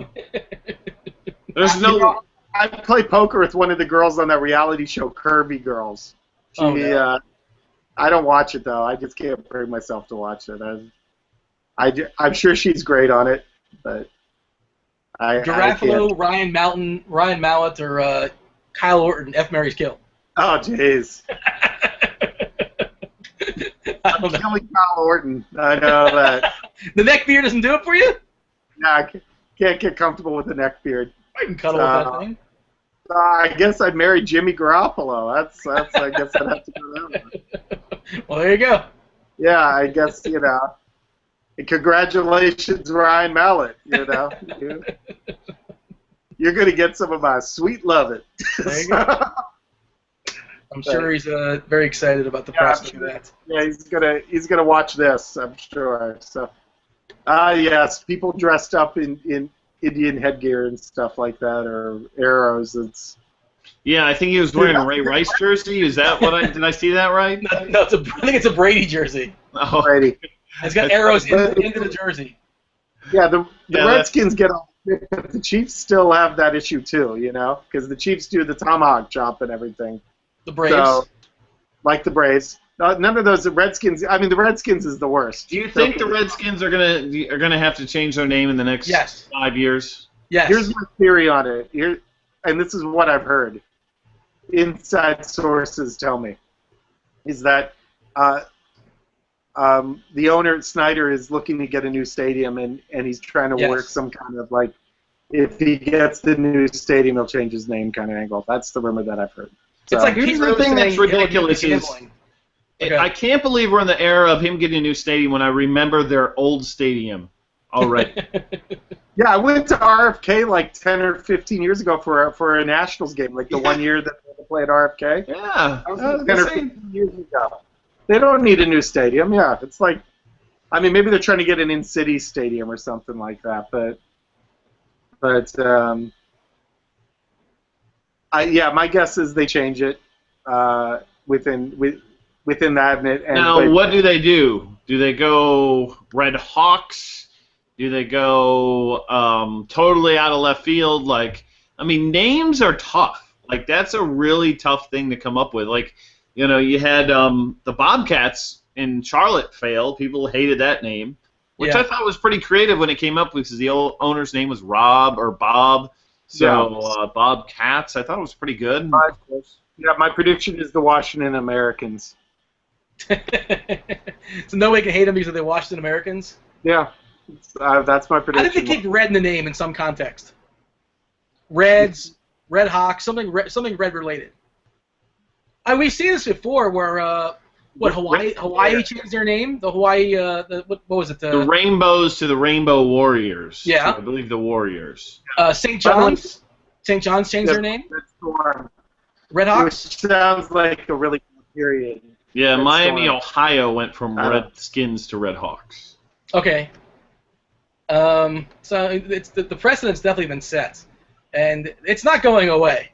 And it's not like you can't just brush it under the rug. I think enough people are insulted by it, and enough people are offended by it that people are going to change. It's a tough call. I mean, you say enough people are, but then there's a lot of people who aren't. Who fit the Native American profile. So I don't know. I mean, I probably should be, but these guys are so stubborn. They don't want to be told what to do.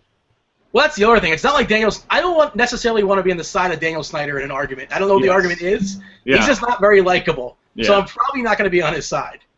By the way, they just showed an ad for a new Keanu Reeves movie. I've never seen this. Hardball 2? Hardball 2? Please, No, bring back G-Baby.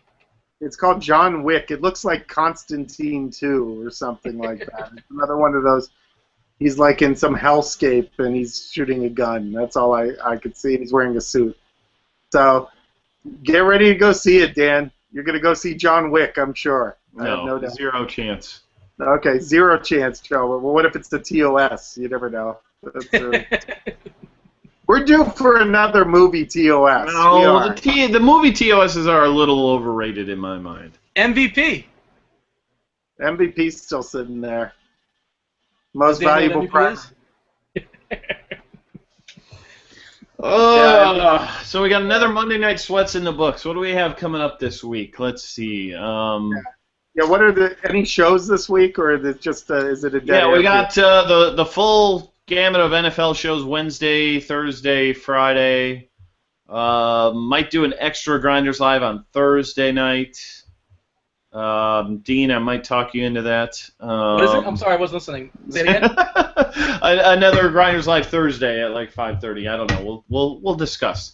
Okay. But yeah, like October's kind of thin until NHL shows up, and then we've got Pepsi and Boggs and hockey. Bills and Fontaine and Tony M. All those guys are going to be doing hockey for us. Yeah. And end of the month, NBA starts last week. So that's kind of you guys need to put me on a hockey show just so I don't act completely clueless. Just have Pepsi and Boggs and me, and I'll just sit there and go, is Sidney Crosby playing? I'll just do that. Watching Boggs do a hockey show is awesome, by the way. Like, why is that? I haven't seen it's just the way that like he turns into a Canadian number one, which is always fun. Like he's not Canadian, but he turns into one, and he just speaks so confidently about these random Euro names that I have no idea who they are, but he's. You know, I just love the way that he and Pepsi do those shows. They do a really good job. So, I might dabble in hockey this year, by the way. I'm thinking about it, contemplating. If I contemplating hockey, well, especially before basketball starts. You know, I think I'm gonna jump in for a couple weeks and see what happens. But we're gonna have some dead time. We're gonna have some downtime between footballs because obviously with college, but we have the pro football on the weekends. But otherwise. You ever need me for a show, I'm available. Here comes the silence from Dan for 10 seconds. Okay. What are we most excited for about NBA this year? Or is this are we done? I mean it's a good question. Like I don't know. I mean I think it's going to be interesting to see. Like I am kind of worried about thin LeBron here. Like. This should be a bigger deal than people are making it out to be. Like, this guy takes a bigger pounding than just about anybody in the league. And he dropped, like 40 pounds or something? Like, I don't know if it's that much, but a lot. Like, he looks noticeably thinner. And I'm going to call it now. Injury for LeBron this season. Wow. Significant enough that he will miss, like, several weeks' worth of time. I think this paleo... garbage diet that he's working on, like eating like a caveman. Like, come on, you're an NBA player. Like, eat some frickin' protein and, I'm going to say this. It's a beard. It's all to distract you from his hairline because I don't know if you've noticed his hairline has increased and decreased and increased. Nothing will ever top the Carlos Boozer. Remember Carlos Boozer had like the black marker on his head for a night? Yes. That was the greatest of all time. Like, it happened once, one time only. But I don't know if you've noticed with LeBron, he's like for that Nike thing he had a hairline, and now he's hairless. His practice the other day was back being bald. Yeah, what's going on? I think the weight thing is all a distraction from the hair. That's my theory. But I'm telling you, the weight thing's gonna be a deal. Like it's gonna, but you've got Kevin Love, you got Kyrie. Like I don't know. I mean, he's LeBron. He's the best player in the world. But it's gonna be an interesting team for sure. Like how that works. Bittersweet but fun. I actually think Minnesota's going to be an interesting team this year. They got all these young guys that can run right now. I mean, I don't think they're going to be good, but but they might be a fun team to watch on the League Pass at some point during the course of the year. But and I love being here in LA because the Lakers are going to be a train wreck. They're going to be horrible. It's great. Yeah, we got Kobe at least, right? He'll be back, so that'll be fun. Over under Kobe 15 games. That's what I'm calling. Over all I'd be day. over that. Before he gets hurt. I mean, he might come back again, but I'm saying he's going to get hurt. I think the over under Kobe 25 points a game. I'd say under. I'll take under that. I'll take under that. He's I just mean, the only thing though on that team though, there's nobody there. Like, well, Swaggy P. if he scores more than 25 points a game, his field goal percentage is going to be about 36%. Hey, just be thankful Draft Street's no longer around because he would just destroy your Draft Street roster. That's right. Do we have no sites now that we have to worry about for Efficiency in NBA? That's kind of a good thing, I think. What's Fantasy Aces? Do they have? I don't think they. I'm not sure. I don't think they have that. Yeah. Well, I'm enjoying Fantasy Aces. You guys playing over there at all? I played for I football have not. last week, and I will jump in more. I still have money there. I deposited my $500. I got my $500 deposit bonus. I took on DC in that $5 challenge, and he just edged me out, of course. No. Yeah. I just like the multiple QBs. I think it's nice to I do have too. a site that has that. I mean, there's Draft Day, Fantasy Feud have it too, but FanDuel and DraftKings are almost turning into clones of each other. So I think it's nice to kind of have something a little bit different. So. Yeah, agreed. All right. Well, I guess that does it for note- us, guys. I guess we're done here. yeah. I think people are tired of us now. I think we got to move on. We could have said that 3 hours ago. Yeah, I know. Yeah, I have 7 hours of analysis on ESPN here with Ray Lewis talking about defensive intensity. I'm sure it'll be fascinating. You guys go to that or whatever. But okay, well, I'll let Dan end it this time because he doesn't get to say the goodbye to everybody. It's always Al or somebody like that. So, or Dean saying holler. So I'll say good night. Good luck to all you. Hope you guys have a good week. Dean? Good night and good luck. Holler. And we'll see you tomorrow on the podcast. We'll see you back on some Grinders Live later on this week. Hope you enjoyed that video because you may never see it again except, I guess, if you want to go back to the moment in the show I played it. But till next Monday night where we will sweat $1 million and hopefully somebody we know wins $1 million. That's what I want more than anything. That's going to be an epic night. So we'll catch you next week on Night Sweats. Till then, have a great night, everybody.